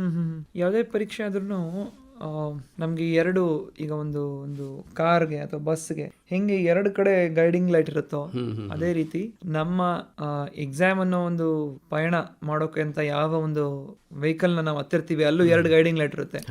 ಒಂದು ಏನು ಅಂತ ಹೇಳ್ತೀನಿ, ಸಿಲೆಬಸ್ ಬೇಸಿಕಲಿ. ಸೊ ನಾವು ಯಾವುದೇ ಪರೀಕ್ಷೆ ಬರೆದ್ರು ಏನ್ ಬರಿತಾ ಇದ್ದೀನಿ ಅಂತ ಗೊತ್ತಿರಬೇಕು, ಏನಕ್ಕೋಸ್ಕರ ಪ್ರಿಪೇರ್ ಆಗ್ತಿದ್ದೀನಿ ಅಂತ ಗೊತ್ತಿರಬೇಕು. ಸೊ ಸಿಲೆಬಸ್ ಬಹಳ ಬಹಳ ಮುಖ್ಯ. ಅದು ಒಂದು ಗೈಡಿಂಗ್ ಲೈಟ್ ಆದ್ರೆ ಇನ್ನೊಂದು guiding light previous years exam papers, question papers. So ಈ ಹಿಂದಿನ ವರ್ಷದಲ್ಲಿ ಯಾವ ರೀತಿಯಾಗಿ ಕ್ವೆಶ್ಚನ್ಗಳನ್ನ ಕೇಳಲಾಗಿತ್ತು, ಯಾವ ರೀತಿ ನನ್ನ ಪ್ರಿಪ್ರೇಷನ್ ಇರಬೇಕು ಅಂತ. ಸೊ ಇವೆರಡು ವಿಚಾರದಲ್ಲಿ ಕ್ಲಾರಿಟಿ ಇದ್ರೆ, ಚೆನ್ನಾಗಿ ತಿಳ್ಕೊಂಡಿದ್ರೆ, ಆ ಒಬ್ಬ ಕ್ಯಾಂಡಿಡೇಟ್ ಎನಿ ಎಕ್ಸಾಮ್ ಅದನ್ನ ಡೆಫಿನೆಟ್ಲಿ ಸಕ್ಸಸ್ಫುಲಿ ಪ್ರಿಪೇರ್ ಮಾಡ್ತಾನೆ. ಅಂಡ್ ಪ್ರಿಪರೇಷನ್ ಮಾಡಿದ ಅಂತ್ಯದಲ್ಲಿ ಅವನಿಗೆ ಸ್ಯಾಟಿಸ್ಫ್ಯಾಕ್ಷನ್ ಇರುತ್ತೆ, ನಾನು ಸರಿಯಾದ ದಾರಿಲಿ ಪ್ರಿಪೇರ್ ಮಾಡಿದೆ ಅಂತ. ಸೊ ಅದಾದ ನಂತರ ಎಕ್ಸಾಮ್ ಪರೀಕ್ಷೆ ಫೇಸ್ ಮಾಡೋದು ದಟ್ ಇಸ್ ಡಿಫ್ರೆಂಟ್. ಅಂಡ್ ಪರೀಕ್ಷೆಯಲ್ಲೂ ಕೂಡ ಫೇಸ್ ಮಾಡ್ತಾ ಮುಂದುವರಿಯೋದು ಇದು ಸುಲಭ ಆಗುತ್ತೆ ಅಂತ ಹೇಳ್ತೀನಿ. ಅಂದರೆ ನಮ್ಮ ವಿದ್ಯಾರ್ಥಿಗಳು ಒಂದು ಪ್ಲ್ಯಾನ್ ಪ್ರಕಾರ ಯೋಜನಾಬದ್ಧವಾಗಿ ಅವರು ಓದ್ಕೊಂಡು ಮಾಡ್ಕೊಂಡು ಹೋದರೆ ಅವರಿಗೆ ಇದೆಲ್ಲ ಸಾಧ್ಯ. ಡೆಫಿನೆಟ್ಲಿ ಹೌದು. ಅಂಡ್ ಪ್ಲಾನಿಂಗ್ ಕೂಡ ಬಹಳ ಮುಖ್ಯ. ಈಗ 1 ತಿಂಗಳಿದೆ ಅಂತ ಹೇಳಿದ್ರೆ ಈ 1 ತಿಂಗಳಲ್ಲಿ ಪ್ರತಿ ವಾರ ನಾನು ಏನ್ ಮಾಡ್ತೀನಿ ಅಂತ ನನಗೆ ಗೊತ್ತಿರಬೇಕು. ಆ ವಾರದಲ್ಲೂ ಪ್ರತಿ ದಿನ ನಾನು ಏನ್ ಮಾಡ್ತೀನಿ ಅಂತ ಗೊತ್ತಿರಬೇಕು. ಎಲ್ಲವನ್ನು ಸಾಧಿಸಕ್ ಆಗದೆ ಇರ್ಬೋದು, ಅಲ್ಲಿ ನಾವು ಏನ್ ಪ್ಲಾನ್ ಮಾಡಿರ್ತೀವಿ ಅದೇ ರೀತಿಯಲ್ಲಿ ಸಾಧಿಸಕ್ ಆಗದೆ ಇರ್ಬೋದು. ಆದ್ರೆ ಮಿಂಚಿ ಹೋದ ಕಾಲಕ್ಕೆ ಅದನ್ನ ಹಿಂದೆ ಬಿಟ್ಟು ಇವತ್ತಿನ ದಿನ ಏನ್ ಪ್ಲಾನ್ ಇದೆ ಅಟ್ಲೀಸ್ಟ್ ಇದನ್ನ ನಾನು ಅಚೀವ್ ಮಾಡ್ತೀನಿ, ನೆಕ್ಸ್ಟ್ ದಿನ ಅಚೀವ್ ಮಾಡ್ತೀನಿ. ಈ ರೀತಿ ಅಚೀವ್ ಮಾಡ್ಕೊಳ್ತಾ ಹೋದ್ರೆ ಡೆಫಿನೆಟ್ಲಿ ಒಂದು ಒಳ್ಳೆ ಉತ್ತಮವಾದ ರಿಸಲ್ಟ್ ಬರೋದಂತೂ ಗ್ಯಾರಂಟಿ. ಅಂಡ್ ಪ್ಲಾನ್ ಮಾಡಿದವನು ಯಾವತ್ತೂ ಫೇಲ್ ಆಗಕ್ಕೆ ಸಾಧ್ಯ ಇಲ್ಲ. So you should never fail to plan.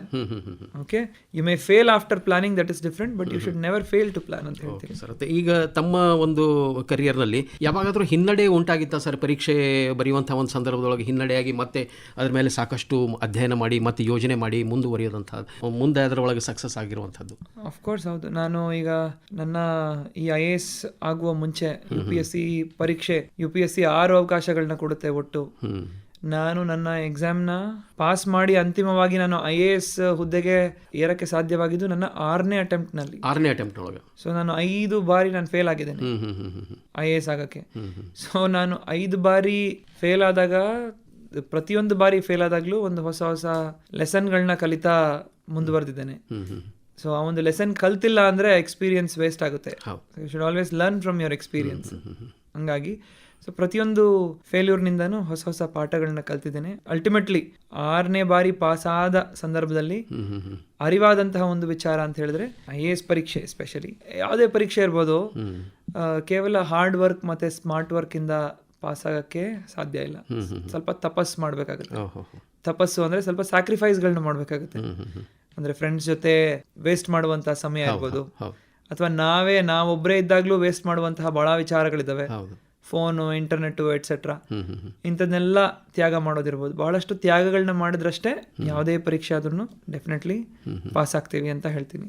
ಭಾಳ ಒಳ್ಳೆಯ ಅನುಭವಗಳನ್ನು ಹೇಳಿದ್ರಿ ಸರ್, ಭಾಳ ಖುಷಿ ಆಯಿತು. ನಮ್ಮ ವಿದ್ಯಾರ್ಥಿಗಳು ಈ ಎಲ್ಲ ವಿಚಾರಗಳನ್ನು ತಮ್ಮ ಮನಸ್ಸಿನೊಳಗೆ ತುಂಬಿಕೊಂಡು ಈಗೇನು SSLC ಪರೀಕ್ಷೆ ಇದು ಮೊದಲೇ ಮೆಟ್ಟಿಲು, ಇಲ್ಲಿ ತಮ್ಮ ವಿಚಾರಗಳನ್ನು ಅವರು ತಮ್ಮ ಜೀವನದೊಳಗೆ ಅನುಸರಿಸಿ ಮುಂದೆ ಬರ್ತಾರೆ ಅಂತ ಹೇಳಿ ಭಾವಿಸೋಣ. ಮುಂದಿನ ಪರೀಕ್ಷೆಗಳನ್ನೇನು ಅವರು ಎದುರಿಸುವಂಥ ಒಂದು ಸಂದರ್ಭ ಬರ್ತದೆ, ಅಲ್ಲಿಯೂ ಕೂಡ ಈ ಮಾತುಗಳನ್ನು ನೆನಪಿಸಿಕೊಂಡು ಅವರು ಪ್ರಗತಿ ಸಾಧಿಸ್ತಾರೆ, ಒಳ್ಳೆಯ ಅಂಕಗಳನ್ನು ಪಡಿತಾರೆ ಅಂಥೇಳಿ ನಾವು ಭಾವಿಸೋಣ ಅಂತ.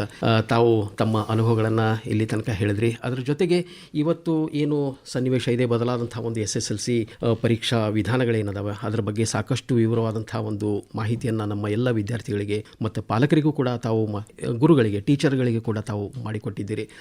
ಅದಕ್ಕಾಗಿ ತಮಗೆ ಧನ್ಯವಾದಗಳು. ಇದರಲ್ಲಿ ಭಾಗವಹಿಸಿದಂಥ ಎಲ್ಲ ವಿದ್ಯಾರ್ಥಿಗಳಿಗೆ ಮತ್ತು ಪಾಲಕರಿಗೂ ಕೂಡ ನಾವು ಈ ಸಂದರ್ಭದೊಳಗೆ ಧನ್ಯವಾದಗಳನ್ನು ಹೇಳ್ತಾ ಇದ್ದೀವಿ. ತಮ್ಮ ಅಮೂಲ್ಯವಾದಂಥ ಒಂದು ಸಮಯವನ್ನು ನಮ್ಮ ವಿದ್ಯಾರ್ಥಿಗಳ ಸಲುವಾಗಿ ತಾವು ಇಲ್ಲಿ ತನಕ ಕೊಟ್ಟು ಸಂವಾದ ಮಾಡಿದ್ದಕ್ಕೆ ಆಕಾಶವಾಣಿಯ ಪರವಾಗಿ, ಶ್ರೋತೃಗಳ ಪರವಾಗಿ ತಮಗೆ ತುಂಬು ಹೃದಯದ ಧನ್ಯವಾದಗಳನ್ನು ಹೇಳ್ತಾ ಇವತ್ತಿನ ಕಾರ್ಯಕ್ರಮವನ್ನು ಮುಗಿಸ್ತಾ ಇದ್ದೀವಿ.